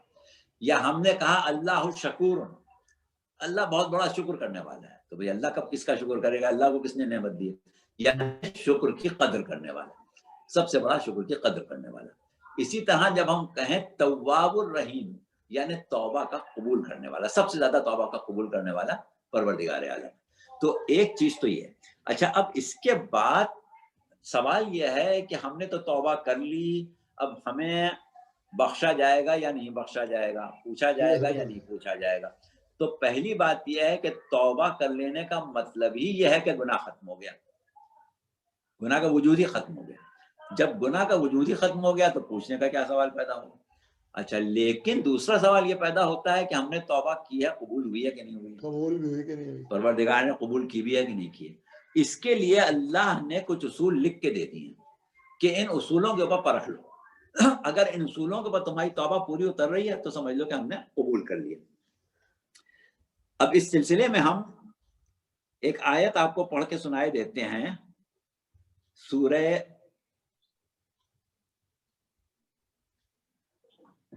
बकरा की आयत है, सूरह निसा की आयत है। और परवरदिगार आलम ये इरशाद फरमा रहा है कि इन्नमा तौबतुन अलल्लाहि लज़ीना यअमलूना सूअ बिजहालतिन सुम्मा यतूबूना मिन करीबिन फउलाइका यतूबुल्लाहु अलैहिम व कानल्लाहु अलीमन हकीमा। तर्जमा इसका यह है कि सिवाय इसके नहीं है कि अल्लाह पर तौबा कबूल करने की जिम्मेदारी उस सूरत में है कि जब गुनाह नादानी में किया गया हो, जहालत न जानने की सूरत में नादानी में किया गया, और करीब में तौबा कर ली गई, गुनाह करके तौबा कर ली गई, तो अल्लाह उसको कबूल कर लेगा। ये तो बुनियादी उसूल है لیکن اب اس کا جب کرم شامل محال ہوتا ہے تو صورت یہ ہوتی ہے کہ ایک حدیث ہے پیغمبر اسلام صلی اللہ علیہ وسلم کی کہ ایک انسان گناہ کرتا رہا لیکن اس نے مرنے سے 1 سال پہلے توبہ کر لی صدق دل سے تو اللہ اس کی توبہ قبول کر لے گا. پھر کہا کہ نہیں 1 مہینہ پہلے بھی کر لی تو قبول کر لے گا. پھر کہا نہیں 1 دن پہلے بھی کر لی تو قبول کر لے گا. پھر کہا نہیں 1 گھنٹے پہلے بھی کر لی تو قبول کر لے گا. بہرحال اس حدیث کی آخری جو وضاحت ہے، جو اس کی تفسیر ہے، وہ یہ ہے کہ اگر انسان ملک الموت کو دیکھنے سے پہلے توبہ کر لے تو اللہ توبہ کو قبول کر لیتا ہے. اچھا، اب سوال یہ ہے کہ توبہ کو اللہ قبول کر لیتا ہے. کب قبول کر لیتا ہے؟ جب انسان خلوص دل سے توبہ کرتا ہے. قرآن میں توبہ کا بہت زیادہ ذکر آیا ہے، جس میں 2 آیتیں ایسی ہیں. ایک سورہ زمر کی 53ویں آیت، جس کو کہا جاتا ہے کہ یہ پروردگار عالم کی ایک ایسی آیت ہے، ایک ایسا پیغام ہے کہ جو سب سے زیادہ رحمانیت اور رحیمیت کو اس کی ظاہر کرتا ہے. جیسے پروردگار عالم نے ارشاد فرمایا سورہ زمر میں کہ یا عبادی الذین اسرفوا علی انفسہم لا تقنطوا من رحمت اللہ ان اللہ یغفر الذنوب جميعا انہ هو الغفور الرحیم. اے صاحبان، اے میرے وہ بندوں جنہوں نے اپنے نفسوں پر ظلم کیا. اب ایک عجیب انداز میں اللہ اپنے بندوں سے مخاطب، یعنی سب گناہگار بندوں سے ہی بات کر رہا ہے. اے میرے وہ بندوں جنہوں نے اپنے نفسوں پر ظلم کیا. اب دیکھیے یہ بیان کرنے کا عجیب انداز ہے. اللہ کا طرز تخاطب مختلف جگہ مختلف ہوتا ہے. یہاں ایک عجیب انداز سے بات کر رہا ہے، اے میرے وہ بندوں جنہوں نے اپنے نفسوں پر ظلم کر لیا. گناہ اپنے نفس پر ظلم ہوتا ہے، کیونکہ گناہ سے اس کے جو آثار بد ہیں وہ نفس پر پڑتے ہیں. تو اے میرے وہ بندوں جنہوں نے اپنے نفس پر ظلم کر لیا. یا عبادی، اے میرے بندوں. جب اپنی طرف نسبت دی جاتی ہے تو محبت کا اظہار ہوتا ہے. جیسے آپ کسی سے کہیں میرے بیٹے، میرے بھائی، میرے دوست، میرے پیارے، تو میرے کا لفظ جو ہے وہ محبت کا اظہار ہے. اب اللہ بندوں سے کہہ رہا ہے اے میرے بندوں، یہ نہیں کہہ رہا ہے کہ اے لوگوں، اے میرے بندوں. پہلی چیز. دوسری چیز کیا کہہ رہا ہے کہ جنہوں نے اپنے نفس پر ظلم کیا. یہ نہیں کہہ رہا ہے کہ جنہوں نے میری نافرمانی کی، یعنی اپنے ہی نفس پر ظلم کیا نا تم نے، گناہ میرا کیا بگاڑ ہے، میری نافرمانی کی نہیں کہہ رہا ہے. اور اس کے بعد کیا کہہ رہا ہے کہ لا تقنطوا من رحمت اللہ. اللہ کی رحمت سے مایوس کیوں ہو رہے ہو؟ اللہ کی رحمت سے مایوس نہ ہو. گناہ کر لیا کر لو، اللہ کی رحمت سے مایوس نہ ہو. اب جیسے ہم دنیا میں ایک مثال لیتے ہیں کہ ایک بچے نے ایک بڑا قیمتی برتن توڑ دیا. اب ایک صورت یہ ہو سکتی ہے کہ ماں اس سے یہ کہے کہ ارے یہ کیا کیا تو نے، اتنا قیمتی برتن توڑ دیا. اور ایک صورت یہ ہو سکتی ہے کہ ماں اس سے یہ کہے کہ ٹوٹ گیا، اچھا بھٹ جاؤ کانچے نہ لگ جائیں، میں آتی ہوں میں کانچے اٹھا دوں، کہیں ایسا نہ تمہارے کانچے ٹوٹ جائیں. دونوں میں بہت زیادہ فرق ہو گیا. یعنی ادھر کیا ہے کہ ماں ناراض ہو رہی ہے اس برتن کے ٹوٹنے پر، اور ایک طرف ماں اس بات کے لیے پریشان ہے کہ بچے کے کانچے نہ ٹوٹ جائیں، برتن تو اس نے توڑ ہی دیا. تو یہاں پر پروردگار عالم کا انداز ایسا ہی ہے کہ تم نے نفس پر ظلم کیا ہے نا، اب گھبراؤ نہیں. لا تقنطوا من رحمت اللہ. کی رحمت سے کیوں مایوس ہوتے ہو؟ اللہ کی رحمت تمہارے گناہ سے بہت زیادہ ہے. پھر کیا کہا؟ ان اللہ یغفر الذنوب جميعا. ان بے شک اللہ تو ہر گناہ کو معاف کرتا ہے. کوئی گناہ ایسا نہیں جسے اللہ نہ معاف کرتا. ہر گناہ کو اللہ معاف کرتا ہے. لہذا کوئی بھی تم نے گناہ کیا گھبراؤ نہیں. اور یہاں پر بات ختم ہو جانا چاہیے تھی، لیکن اس کے بعد پھر کہا کہ ان اللہ غفور الرحیم. اللہ غفور بھی ہے، رحیم بھی ہے. تو تم اس بات کی طرف توجہ دو. تو یہ وہ آیت ہے کہ جس میں پروردگار عالم نے بندوں کو بہت زیادہ مطمئن کر دیا ہے کہ گناہ کر کے گھبرانا نہیں. گناہ ہو گیا ہے تو گھبرانا نہیں، اللہ کی رحمت کو دیکھنا. تو ایک صورت یہ ہے. اور دوسری صورت جو ہے وہ بہت اہم ہے، سورہ تحریم کی آیت، کہ جس میں پروردگار عالم نے کہا ہے کہ یا ایھا الذین آمنوا توبوا الی اللہ توبۃ نصوحا. اے صاحبان ایمان اللہ سے توبہ کیا کرو. تو یہاں پر گناہ کا کوئی ذکر ہی نہیں ہے. اللہ سے توبہ کرو. اور کیسی توبہ کرو؟ توبہ نصوح کرو. توبہ نسو کیا ہے اس کی تفصیل میں انشاءاللہ جاتے ہیں. توبہ نسو کیا کرو. اور اس کے بعد جو پروردگار عالم نے بیان کیا ہے وہ ایک عجیب چیز ہے. وہ ہم خالی ترجمہ پڑھے دیتے ہیں کہ اللہ ان قریب تمہارا رب تمہاری برائیاں دور کر دے گا, تمہیں جنتوں میں داخل کر دے گا, ایسے باغ جن میں نہریں بہتی ہوں گی. اور اس کے ساتھ وہ لوگ جو اللہ کے نبی اور اس کے ساتھ ایمان لائے ان کو اللہ کبھی رسوا نہیں کرے گا. ان کا نور ان کے سامنے اور ان کی دائیں جانب چلے گا. وہ کہیں گے کہ پروردگار ہمارے لیے ہمارے نور کو کامل کر دے اور ہماری مغفرت کر, یقیناً تو ہر چیز پر قادر ہے. یعنی اللہ نے کہا کہ تم توبہ کر دیا کرو, بس پھر بے فکر ہو جاؤ, ہم تمہارے نہ صرف گناہوں کو بخشیں گے بلکہ تمہاری دوسری برائیوں کو بھی تم سے دور کر دیں گے. ایک شخص نے آ کے امیر المومنین سے کہا کہ مولا بہت زیادہ تنگ دستی کا شکار ہوں, کہا استغفار کیا کرو. کسی نے آ کے کہا کہ مولا اولاد نہیں ہوتی, کہا استغفار کیا کرو. کسی نے آ کے کہا یہ نہیں ہوتا, کہا استغفار کیا کرو.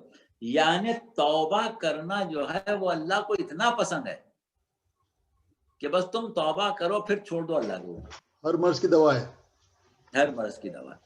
اچھا یہاں پہ ایک سوال یہ پیدا ہو رہا ہے مولانا صاحب جی کہ جی کچھ گناہ تو ایسے ہوتے ہیں جو میں نے حقوق اللہ کی سے روگردانی کی, اور کچھ میرے گناہ ایسے ہیں جو ابھی فرزانہ نے جو سپلیمنٹری سوال بھیجا ہے کہ کچھ میرے گناہ ایسے ہیں جس سے خلق خدا کو بھی افیکٹڈ ہوئی ہوگی, تو وہ تو ان کو تو نقصان میں نے پہنچا دیا نا اپنے بھائی کو, تو میں نے زمین اس کی قبضہ کر کے اس کے بعد میں اللہ میں معافی مانگ لی تو اس کو تو نقصان ہو گیا. تو وہ جو بات ہوئی نا یا ایھا الذین آمنوا توبوا الی اللہ توبۃ نصوحا, اے صاحبان ایمان اللہ سے توبہ کرو, وہ توبہ جو توبہ نصوح ہے.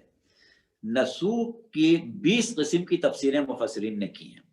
بعض نے کہا کہ یہ لفظ نصاحت سے بنا ہے یعنی سلائی سے, کیونکہ گناہ جو ہے وہ چاک کر دیتا ہے اس رشتے کو جو اللہ کے اور بندے کے درمیان میں ہے, اور توبہ اس کو سی دیتی ہے. اچھا اسی طریقے سے بعض نے اس کے کچھ اور معنی لیے, بعض نے کچھ اور معنی لیے. بعض جب رسول اللہ سے کسی نے سوال کیا تھا کہ توبہ نصوح کیا ہے, تو آپ نے کہا تھا کہ وہ توبہ جس کے بعد اس گناہ کا اعادہ نہ کیا جائے. تو یہ ہوتی ہے توبہ نصوح وہ کہ جس میں معافی اور تلافی دونوں چیزیں ہوں. یعنی اگر ہم نے آپ کے کچھ پیسے دبا لیے, آپ کا کوئی چیز رکھ لی, اور اس کے بعد ہم دعا کر رہے ہیں کہ پروردگار میں نے یہ کام تو کیا, تو مجھے معاف کر دے, تو اس کا مطلب یہ ہے کہ ہم نے توبہ نہیں کی. توبہ کی جب پہلے وہ واپس کر دیں. جن بندوں کو نقصان پہنچایا ہے, جن کا دل دکھایا ہے, جن کے حق غصب کیا ہے, جن سے کسی قسم کی بھی ایسی نازیبہ بات کی ہے کہ جو نہیں کرنا چاہیے تھی, تو تلافی یہ ہے کہ ان کو پہلے راضی کریں, اس کے بعد توبہ کریں. جو عمل کیا تھا اس کی توبہ کریں, تلافی کریں اس کو دے کے. یہ ہے توبہ نصوح. اچھا اب ایک صورت اور ہوتی ہے کہ انسان نے ایسے اعمال انجام دیے کہ اس وقت تو اس کو توفیق توبہ نہیں ہوئی, بعد میں توبہ کی توفیق ہوئی جب وہ لوگ سامنے نہیں ہیں جن کے حقوق پامال ہوئے. خاص طور سے گزشتہ تقریر میں ہم نے ایک بات کہی تھی کہ دوسروں کو تکلیف دینا, ہاں اس کا تو انسان کو ہر حال میں جواب دینا ہے, چاہے وہ اس نے بچپن میں ہی کیوں نہ کیا. یعنی ایک ناسمجھی کے زمانے میں کسی کے گھر کا شیشہ توڑا تھا تو بڑے ہونے کے بعد اس کے اوپر تو واجب ہو گیا. جب اسکول میں بچے کی پینسل توڑی تھی تو اب وہ تو اس کو دینا ہے. تو اب وہ چیزیں جو ہیں ان کو ہم کہتے ہیں کہ یہ وہ مظالم ہیں کہ جو انسان کی جان نہیں چھوڑیں گے قیامت میں, اور ان سے بچنے کے لیے انسان کو اسے رد کرنا پڑے گا. اب رد کرنے کے بہت سے طریقے بتائے گئے ہیں شریعت میں. پہلی چیز رد مظالم میں جو ہے وہ یہ کہی جاتی ہے کہ صدقات دے انسان, اللہ کی راہ میں اتنا صدقہ کرے کہ وہ یہ سمجھ لے کہ جتنا میں نے دوسرے کا نقصان کیا ہے اس سے زیادہ میں نے راہ خدا میں خرچ کر دیا. اب قیامت کے دن جب وہ مجھ سے طلب کرے گا تو میں اللہ سے کہوں گا کہ پروردگار اب جو میں نے صدقہ دیا تھا اس کا ثواب اس کو دے دے تاکہ یہ راضی ہو جائے. تو اس طریقے سے صدقات سے راضی ہو سکتا ہے. اور اسی طریقے کی اور دوسری کہ مثلا اس کے حق میں دعا کرنا, اس کے لیے طلب مغفرت کرنا, اس کے لیے اور ایسے امور انجام دینا کہ جو وہاں اس کے کام آ جائیں، اس سے وہ رد ہو سکتا ہے۔ اور تیسری چیز ایک اہم ہے جو کہ مومنوں کو اس کا خیال رکھنا چاہیے، خاص طور سے اس وقت کہ جب ان کے ساتھ زیادتی ہوئی ہو۔ ہمارے ساتھ کسی نے زیادتی کی، اب ہم اس بات کا حق رکھتے ہیں کہ قیامت میں ہم اس کو معاف نہ کریں، رکھتے تو ہیں نا، لیکن اب سچ سچ بتائیں کہ ہم خود اپنے نفس پر کتنا اختیار رکھتے ہیں؟ ہم اپنے نفس کے مالک ہیں کیا؟ ہم تو اپنے نفس کے مالک نہیں ہیں نا، ہمارے نفس کا مالک تو اللہ ہے۔ اگر ہمارے کتے نے کسی کے کاٹ لیا تو کوئی کتے کو جیل نہیں بھیجے گا، ہم کو پکڑیں گے۔ تو ایک لحاظ سے بات یہ ہے کہ جس طرح ہمارا پلا ہوا کتا جو ہے ہم اس کے مالکانہ حقوق رکھتے ہیں، تو اس کی غلطیاں جو ہیں اس کی بھی ذمہ داری ہماری ہے، وہ بھی ہمارے کھاتے میں آئیں گی نا۔ تو اس طریقے سے اگر ہم اپنے آپ کو اللہ کی ملکیت سمجھتے ہیں تو ہم کون ہوتے ہیں معاف نہ کرنے والے؟ سبحان اللہ سبحان اللہ۔ بھائی ہم تو اللہ سے کہیں گے پروردگار ہم کون ہیں؟ تیرے بندے ہیں، اس نے ذاتی تیرے بندے پر کیا، تو جانے وہ جانے، صحیح بات، ہم کون ہیں بیچ میں آنے والے؟ ٹھیک ہے۔ تو اچھا، تو اب یہ جو لب لباب جو ہے کنکلوژن اعمال نامے کا ہے، وہ تو یہ ہے کہ ماشاءاللہ اللہ کا شکر ہے بہت گناہ کیے ہیں، لیکن پھر بھی گنجائش کافی تھی۔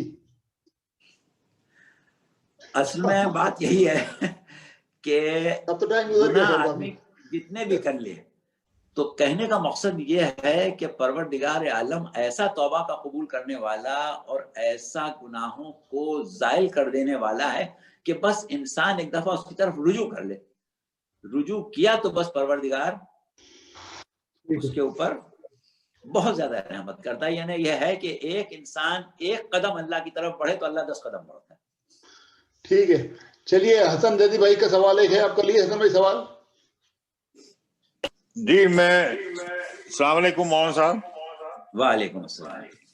مولانا صاحب، اہل تشیع میں ایک بلیو ہے کہ محشر میں جتنے بھی عزادار ہیں وہ ان کی شفاعت کریں گی، اور ایک ایک عزادار جب تک جنت میں نہیں چلا جائے گا وہ جنت میں نہیں جائیں گی۔ اب میرا سوال یہ ہے کہ میرا کیریکٹر بہت ہی برا ہے، میں دن بھر جھوٹ بولتا ہوں، فریب دھوکہ، میں لوگوں کا مال جو ہے وہ غصب کر لیتا ہوں، دھوکہ دیتا ہوں، کیریکٹر بھی صحیح نہیں ہے، کیا میں اس کے باوجود چلا جاؤں گا؟ ہاں، یہ بات ابھی جیسا کہ آپ نے سنا ہوگا کہ ہم لوگوں نے یہ طے کیا کہ یہ سوال الگ سے شفاعت کے اوپر رکھیں گے اور الگ نشست رکھیں گے۔ بہرحال آپ نے سوال کیا ہے تو آپ کے سوال کی قدر و قیمت کو دیکھتے ہوئے اور اس کو خوش آمدید کہتے ہوئے ہم آپ کو جواب ضرور دیں گے۔ وہ یہ ہے کہ پہلی چیز تو یہ ہے کہ پروردگار عالم مومنین کے اوپر بہت زیادہ مہربان ہے۔ ویسے تو سبھی بندوں پر مہربان ہے، مومنین پر خاص طور سے زیادہ مہربان ہے۔ وہ لوگ کہ جو دنیا میں اس قسم کی برائیاں گناہ کرتے ہیں، اس کی سزا پروردگار عالم پہلے کسی حد تک اگر مناسب سمجھتا ہے تو دنیا میں دے دیتا ہے۔ دنیا میں افلاس، بیماری، ناگہانی آفات اور بہت سی ایسی چیزیں ہو سکتی ہیں کہ جو اس کے گناہوں کا کسی حد تک کفارہ ہو جائیں، پہلی چیز۔ دوسری چیز یہ ہوتی ہے کہ اس کا سکرات نزع کا عالم، اس میں اس کی جان کا اور روح کا نکلنا، اس کی موت کا واقع ہونا انتہائی سخت سے سخت ہو سکتا ہے، اتنا سخت ہو سکتا ہے کہ جس کا تصور بھی نہیں کیا جا سکتا، اس سے بھی اس کے گناہ معاف ہو سکتے ہیں۔ تیسری چیز یہ ہے کہ جیسا کہ امام نے فرمایا کہ محشر میں ہم تمہارے شفیع ہوں گے لیکن اپنے برزخ کی خبر لو، یعنی عالم برزخ میں مرنے کے بعد سے قیامت تک جہاں اس کو رہنا ہے وہاں بھی جہنم ہے، اور وہاں بھی اس کو اتنا عذاب مل سکتا ہے، اتنا عذاب مل سکتا ہے کہ وہ اپنے گناہوں کے کفارے کے بعد محشر میں اٹھے۔ اس سے آگے بڑھ کے شفاعت سے پہلے یہ بھی ممکن ہے کہ بعض مومنین جو ہیں وہ اپنے گناہوں کی وجہ سے دوزخ میں ڈال دیے جائیں اور دوزخ میں جلنے لگیں، لیکن جب ان کے گناہوں کی سزا پوری ہو جائے تو ان کی شفاعت ہو جائے اور ان کو نکال لیا جائے، یا گناہوں کی سزا پوری ہونے سے پہلے جیسے گریس مارک ٹائپ کی چیز ہوتی ہے اس طریقے سے شفاعت شامل حال ہو جائے۔ تو اب یہ تو ہم نے صرف ممکنات کے اوپر بات کی ہے صاحب۔ اسی سے وہ عزادار جو اپنے فن کا سودا کرتے ہیں عزاداری کے نام پہ، کیا ان کے لیے بھی شفاعت ہے؟ دیکھیے جیسا کہ ابھی ہم نے کہا نا کہ انسان کے اعمال جو ہیں ان کا تعلق نیت کے اوپر ہوتا ہے، انما الاعمال بالنیات۔ اگر انسان عزاداری تو عزاداری ہے، نماز بھی صرف دکھانے کے لیے پڑھ رہا ہے، روزہ دکھانے کے لیے رکھ رہا ہے، یا حج دکھانے کے لیے کر رہا ہے، تو ظاہر ہے کہ اس کا کوئی ثواب نہیں ہوتا ہے۔ عزاداری بھی ایک عبادت ہے، اگر اللہ کے لیے کر رہا ہے، قربتاً اللہ کر رہا ہے تو اس کو عزاداری کہا جائے گا، اگر کسی اور مقصد کے لیے کر رہا ہے تو اس کو عزاداری کہا ہی نہیں جائے گا۔ جس طرح دکھاوے کی نماز کو نماز ہی نہیں کہا جائے گا، اسی طرح دکھاوے کی عزاداری کو عزاداری ہی نہیں کہا جائے گا۔ اچھا مولانا، میرے پاس کچھ اور بھی سوالات ہیں یہاں پہ، اور کسی کے پاس کوئی سوال ہے تو آپ کر لیں، میرے پاس 3-4 متفرق سوال آئے ہوئے ہیں، وہ میں کر لوں گا سوال مولانا صاحب سے۔ اگر کسی کے پاس ہے سوال تو ہاتھ بلند کر کے ذرا پلیز انڈیکیٹ کریں۔ اچھا مولانا، ان دا مین وائل میرے پاس سوال ایک ہے، ایک نہیں ہے بلکہ 3-4 ہیں۔ ایک تو پہلا سوال تو یہ ہے کہ اسلامی حدود کا اطلاق کیا غیر مسلم پر بھی ہوگا مسلم ملک میں؟ اسلامی حدود کا جی، اسلامی حدود جو ہیں وہ تو صرف اسی وقت نافذ ہوں گی کہ جب اسلامی نظام اس طرح قائم ہو کہ اللہ کا نمائندہ، یعنی جس کو اللہ نے حاکم شرع بنایا ہو، وہ جاری کر سکتا ہے۔ غیر مسلم ممالک میں تو ظاہر ہے کہ ان کا قانون اور آئین چلے گا۔ نہیں لیکن جس طرح سعودی عرب میں ہوتا ہے نا کہ وہ جو بھی سعودی پکڑا عرب جائے، میں جس طرح ہوتا ہے وہ ان کے حساب سے وہ اس کو حاکم شرع سمجھتے ہیں، اپنے قاضی کو، اور وہ اس کو جاری کرتا ہے۔ تو بہرحال ان کے فقہ کے مطابق صحیح ہے وہ، لیکن یہ کہ فقہ جعفری میں ہمارے حساب سے تو معصوم ہونا چاہیے یا معصوم کا نمائندہ ہونا چاہیے۔ ٹھیک ہے۔ اچھا دوسرا سوال یہ ہے کہ کیا دین اسلام سے منکر ہونے کی سزا موت ہے، واجب قتل ہے؟ دین بلکہ اسلام میں سے ابھی دیکھ رہا منکر تھا ہونے کی سزا، یعنی دین اسلام سے آپ جو ہے وہ منکر ہو گئے نا اسلام کے؟ نہیں، دین اسلام سے منکر ہو گئے اگر ہم تو نہیں، میری بات سنیں نا، میں پہلے ڈیوڈ تھا، نہیں پہلے میں ڈیوڈ تھا، پھر میں محمد بن گیا، پھر واپس ڈیوڈ ہو گیا میں، تو کیا مجھے قتل کر دینا چاہیے؟ پہلے میں غیر مسلم تھا، پھر مسلمان ہوا، پھر غیر مسلمان دیکھ کے پھر میں غیر مسلم ہو گیا، تو کیا مجھے قتل کر دینا چاہیے؟ ایسی صورت میں یہ مسئلہ کبھی ہماری نظر سے گزرا نہیں، تحقیق کر کے ہم آپ کو بتا دیں گے، یہ ایک فقہی مسئلہ ہے، لیکن جہاں تک ہمارے علم میں ہے ایسا نہیں ہے۔ البتہ کیونکہ یہ ایک فقہی مسئلہ ہے، ہم اس کو فقہ صحیح رجوع کر سکتے ہیں اس سلسلے میں۔ ٹھیک ہے ٹھیک ہے ٹھیک ہے۔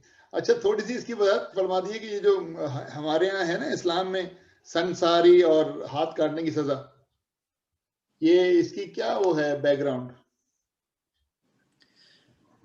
بات یہ ہے کہ گناہ کی سزا اگر دنیا میں مل جائے تو انسان آخرت میں اس گناہ سے پاک اٹھتا ہے، کیونکہ دنیا کی بڑی سے بڑی سزا بھی آخرت کی سزا کے برابر نہیں ہے۔ تو اس لیے پروردگار عالم کے بندوں پر یہ مہربانی ہے کہ وہ یہ چاہتا ہے کہ اگر کسی نے ایسا کوئی گناہ کیا ہے کہ جس کی آخرت کی سزا بڑی ہے تو اس کو دنیا میں اس کے مقابلے میں چھوٹی سزا دے کے آخرت کی سزا سے بچا لیا جائے، یعنی جس کو دنیا میں سنسار کر دیا گیا آخرت میں اس کو اس کے گناہ کی سزا نہیں ملے گی۔ نہیں لیکن یہ ہے ہمارے یہاں سنساری کی سزا، سنسار کرنے کا ہے، اور ہاتھ کاٹنے کی، ہاتھ کاٹنے والی بات جو ہے وہ تو ایک باقاعدہ شرعی حکم ہے پروردگار عالم کا، لیکن اس میں فقہا میں جو اختلاف ہے وہ یہ ہے کہ بعض فقہا یہ کہتے ہیں کہ ہاتھ کاٹنے کا مطلب شانے سے ہاتھ کاٹ دینا، یہاں سے ہاتھ کاٹا جائے گا. بعض فقہا یہ کہتے ہیں کہ ہاتھ کاٹنے کا مطلب یہاں سے ہاتھ کاٹا جائے گا، بعض کہتے ہیں یہاں سے کاٹا جائے گا. لیکن فقہ اہل بیت میں ہاتھ کاٹنے کا مطلب انگلیاں کاٹنا ہوتا ہے. اور انگلیاں کاٹنے کو، ہاں انگلیاں کاٹنے کو ہاتھ کاٹنا اس لیے کہا جاتا ہے کہ انگلیاں ہاتھ کا جزو ہیں. جیسے مثال کے طور پر اگر کوئی شخص ہاتھ، پیر، ناک، کان، کسی جگہ کا بھی کوئی حصہ کاٹ لے تو اس کو اسی عضو کا کاٹنا کہا جائے گا. یعنی انگلیاں کاٹنے کا مطلب بھی ہاتھ کا کاٹنا ہے. اور قرآن میں انگلیاں کاٹنے کو ہاتھ کاٹنے کا لفظ سورہ یوسف میں استعمال ہوا ہے کہ جب عورتوں نے نیبو کے بدلے حضرت یوسف کو دیکھ کے انگلیاں کاٹی تھیں تو اللہ نے کہا انہیں ہاتھ کاٹ لیے. انگلیاں ہاتھ کا ہی حصہ ہے نا، ہاتھ ہی کٹے. تو اس لحاظ سے ہمارے ہاں فقہ جعفری میں یا فقہ اہل بیت میں، فقہ جعفری تو خیر ہم اس لیے کہتے ہیں کہ لوگ اس کو فقہ جعفری کہتے ہیں، حقیقت میں تو فقہ خداوندی ہے، کہ اس میں یہ ہے کہ ہاتھ کاٹنے، چور کی انگلیاں کاٹی جائیں گی. لیکن وہاں پر بھی بہت سے مسائل ہیں. اب اس وقت اس کی تفصیل کا موقع نہیں ہے کہ شرعی حد جاری کرنے کے لیے ہمارے ہاں ایک زمانہ صرف 4 سال کا امیر المومنین کی خلافت کا اور 6 مہینے کا امام حسن علیہ السلام کا ملتا ہے، اس کے علاوہ تو ہے نہیں. تو انہوں نے اپنے زمانے میں شرعی حدود جو جاری کی وہ کس طریقے سے جاری کی، یعنی اتنا نظر انداز کیا کہ لوگوں نے کہا کہ یہ کیا ہوا، تو آپ تو سزا ہی نہیں دینا چاہ رہے ہیں. تو اس کے بعد جا کے کہیں اس کے اوپر اطلاق ہوتا ہے. ہاں، کیونکہ یہ میرے خیال ہے سنسار اور ہاتھ کاٹنے کی سزا جو تھی وہ ڈیٹرنس زیادہ تھی، کیونکہ اس کی جو کنڈیشن ہے اس کو امپلیمنٹ کرنے کے لیے وہ بھی بہت سخت ہے نا، کہ 4 گواہ ہوں اور یہ ہو اور فلانا ہو ڈھمکانا ہو، وہ بھی ہیں. اتنا زیادہ اس کو پروردگار عالم نے مشکل کر دیا ہے، جیسے طلاق کی ہے. ہاں، جیسے طلاق کو بھی اتنا مشکل کر دیا ہے کہ وہ نہ واقع نہ ہو. اور اسی طرح اس کی بھی ہے کہ وہ ہوں گے ہی نہیں، کبھی ہوں گے ہی نہیں، کبھی پوری کنڈیشن بھی پوری نہیں ہوگی جو امپلیمنٹ ہو یہ سزا. ٹھیک ہے. اچھا، آخری سوال. اگر ہو جائے تو پھر یہ ہے کہ وہ آخرت کی سزا سے بچ جائے گا. آخرت کی سزا سے بچ جائے گا، کیونکہ ایران میں آج کل شاید انہوں نے 1-2 سنساری کری ہیں ایران کے اندر. بٹ اینی وے ایران کا تو خیر کیا ہی کہنا ہے. اچھا، آخری سوال یہ ہے کہ یہ جو عذاب الہی جو ہوتا ہے مولانا، اس کے اندر تو بچے، عورتیں، بے گناہ بھی لپٹ جاتے ہیں بیچارے اس کے اندر، تو عذاب الہی کے اندر تو اس کا کیا جواب ہے؟ عذاب الہی سے مطلب یہ کہ جو اللہ کی طرف سے باقاعدہ عذاب آئے وہ، یا دنیا کے حادثات کو عذاب الہی کریں؟ نہیں، جو اللہ کی طرف سے آئے.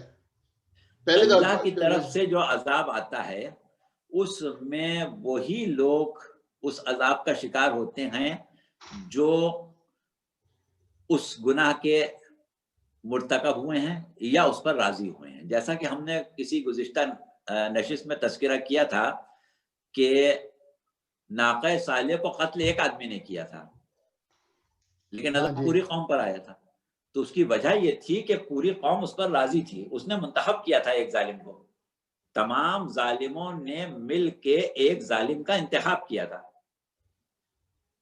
تو اب کیا تو ظلم ایک نے، لیکن باقی سب راضی تھے. تو اسی طریقے سے جب قوموں پر عذاب آیا، جیسے جناب نوح کی قوم پر عذاب آیا، تو بار بار حضرت نوح یہ کہتے رہے کہ عذاب آ رہا ہے، تم اپنے آپ کو بچاؤ، اور اگر تم اپنے کشتی میں آ سکتے ہو تو آ جاؤ. لیکن جو نہیں آئے، عورتیں تھیں یا بچے تھے، جو بھی تھے، جو جان بوجھ کے خود سے نہیں آئے، وہ عذاب کا شکار ہوئے. جو آ جاتے وہ نہیں آتے. یا اسی طریقے سے جب حضرت لوط کی قوم پر عذاب آیا تو، یا اور انبیاء کی قوموں پر عذاب آیا، تو ان سے کہہ دیا گیا تھا، انبیاء سے اور ان مومنین سے، کہ جو پروردگار عالم کی نظر میں مجرم نہیں تھے، کہ تم نکل جاؤ اس بستی سے، یہاں تو کبھی بھی ایسا نہیں ہوا کہ بے گناہ پر عذاب آیا. اچھا، یہ جو ہوتے ہیں بڑے بڑے، جس طرح کہ ایٹم بم گر گیا یا سونامی آ گیا یا جیسے پینڈیمک آج کل، یہ تو عذاب الہی کی کیٹیگری میں نہیں آتے. نہیں، دیکھیے ایٹم بم کے گرنے کا جہاں تک تعلق ہے وہ تو انسان کا اپنا شر ہے، اور اس سے جس کو بھی نقصان پہنچے گا اس کا جواب دہ وہ ہے جس نے اس شر کو قائم کیا ہے. تو اس میں تو باقاعدہ انسان کا عمل ہو گیا.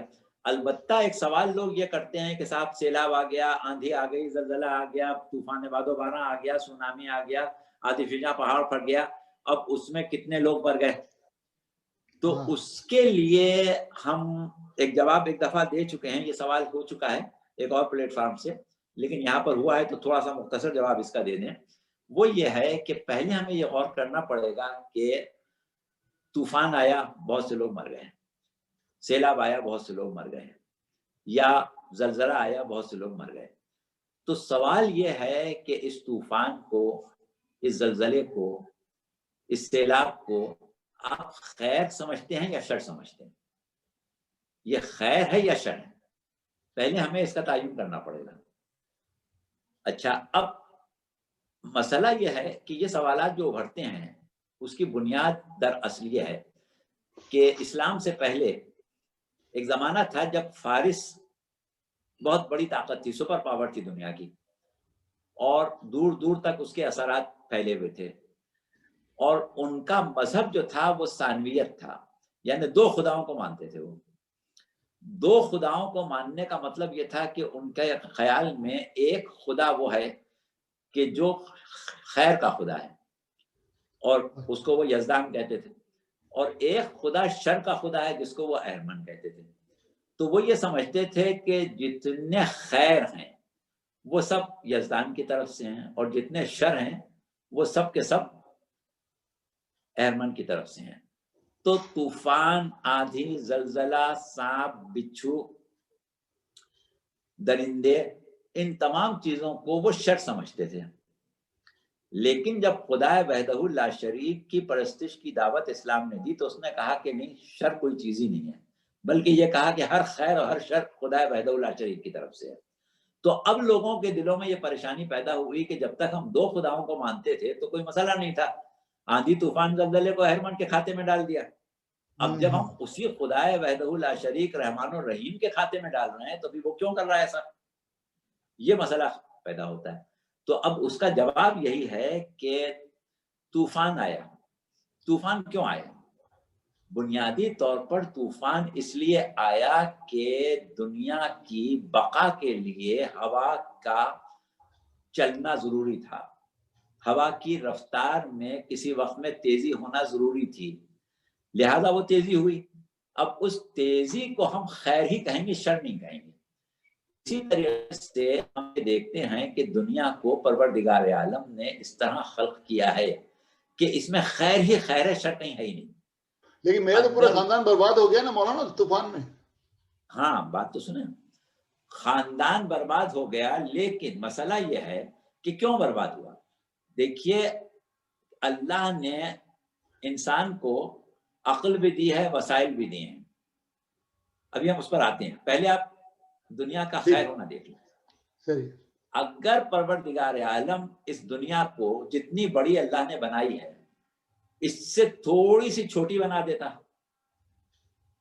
تو کیا ہوتا؟ ہم سب کے وزن کم ہو جاتے، کیونکہ جو وہ ہے کھینچنے کی طاقت ہے وہ کم ہو جاتی گریویٹیشن کے اصول کے مطابق، یا اگر زیادہ کر دیتا تھا وزن بڑھ جاتا.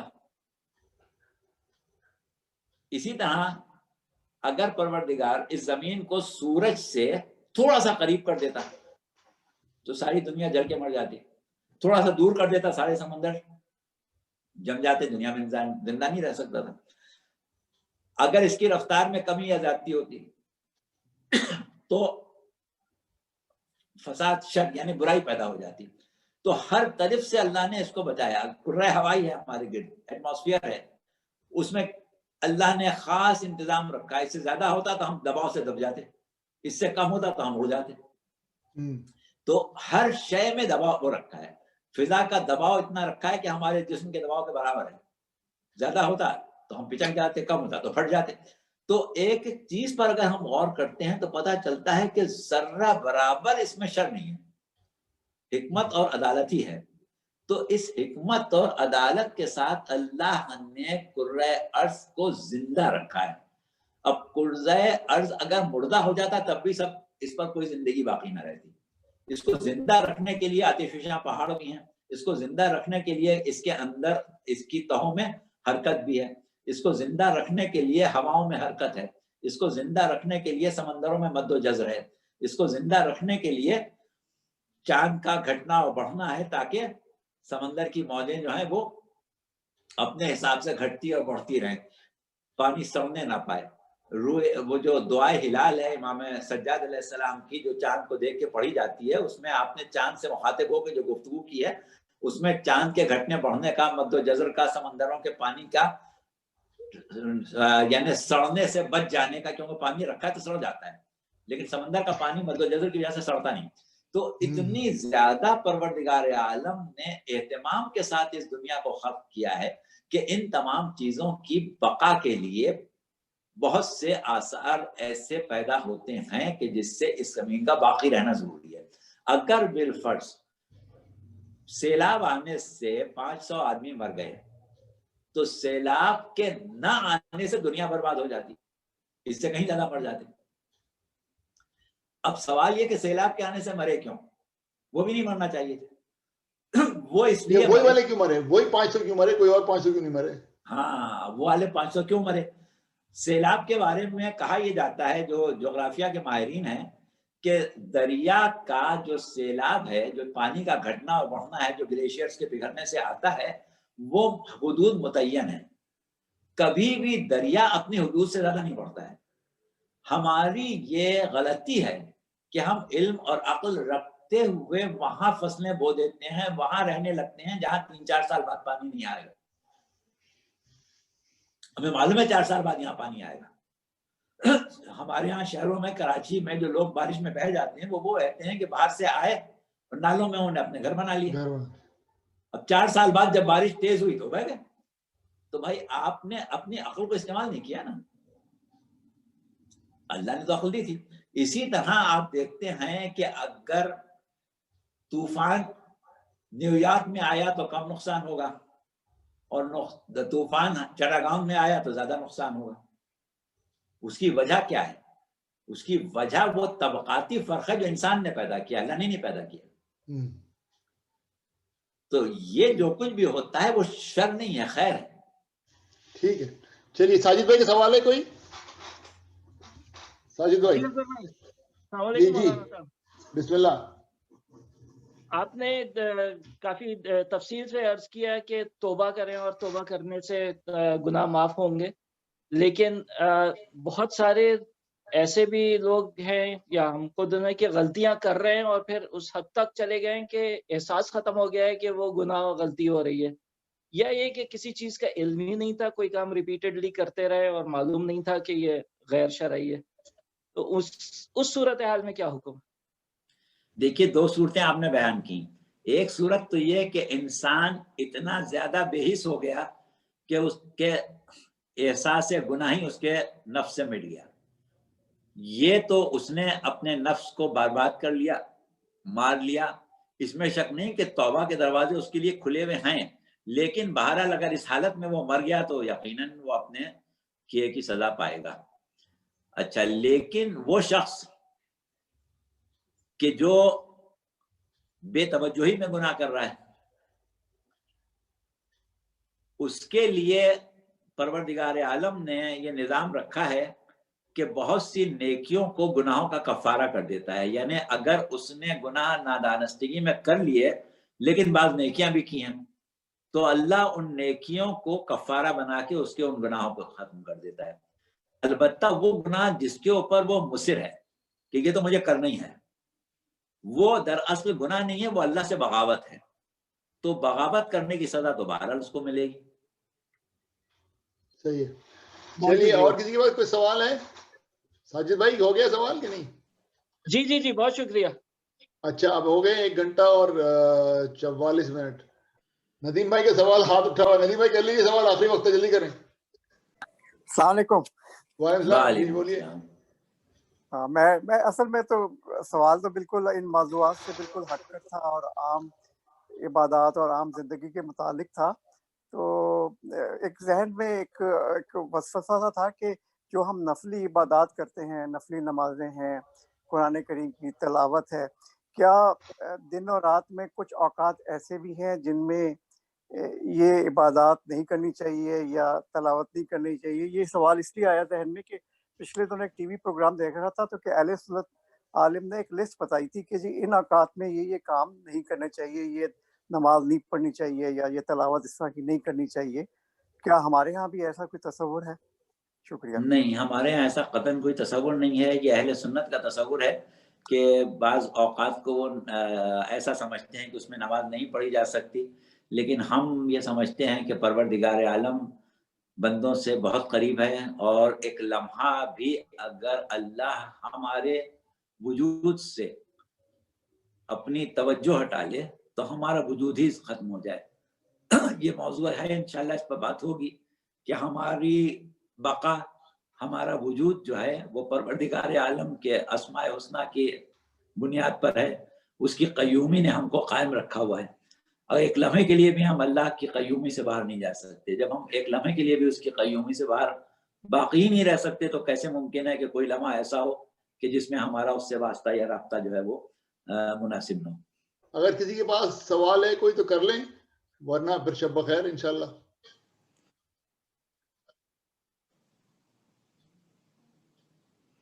چلیے، شکریہ بہت بہت آپ تمام خواتین و حضرات کا بہت بہت شکریہ پروگرام میں شرکت کرنے کا، اور خاص طور پہ مولانا صاحب کو بہت بہت شکریہ کہ انہوں نے اتنے تحمل سے ہمارے تمام سوالات کے جوابات بہت تفصیلاً بیان کر دیے اور بہت اچھی مثالوں کے ساتھ بیان کر دیے۔ امید ہے کہ ہم سب اپنا قبلہ مزید درست کرنے میں کامیاب رہیں گے انشاءاللہ۔ چلیے بہت بہت شکریہ۔ بہت بہت شکریہ ڈاکٹر صاحب آپ کا بھی، اور ہم اپنے تمام مہمانوں کا خاص طور سے شکریہ بھی ادا کرتے ہیں، اور ان کے اس جذبے کی قدر بھی کرتے ہیں کہ وہ بہت شوق سے ان پروگراموں کو دیکھتے ہیں، سنتے ہیں اور غور و فکر کرتے ہیں، جس کی وجہ سے سوالات پیدا ہوتے ہیں، اور ان کے سوالات ہمارے لیے ایک بڑی نعمت ہیں۔ اور دوسری چیز یہی ہے کہ یہ سلسلہ جو ڈاکٹر صاحب نے جاری کیا ہے، پروردگار ان کی صحیح کو قبول کرے اور اس کے بہترین نتائج ہمارے سامنے آئیں، دنیا میں بھی اور آخرت میں بھی، اور کوئی بعید نہیں کہ یہ ہمارے لیے توشہ آخرت اور راہ نجات بن جائے جس جذبے سے کیا جا رہا ہے، کیونکہ جو بھی کام انسان قربتاً اللہ کرتا ہے پروردگار اس کا قبول کرنے والا ہے۔ تو ہماری اللہ سے دعا ہے کہ پروردگار ہماری اس صحیح کو اور ڈاکٹر صاحب کی بھی اس محنت کو اپنے خاص نظر رحمت سے دیکھے، اس کو قبول کرے، اور جو سامعین اور ناظرین اور ناظرات ماشاءاللہ اس میں شرکت کرتی ہیں، پروردگار ان کے بھی توفیقات میں اضافہ کرے، ان کے علم میں، ان کی معرفت میں اضافہ کرے، اور ان کے ہر بلا ہر پریشانی سے ان کو نجات دے۔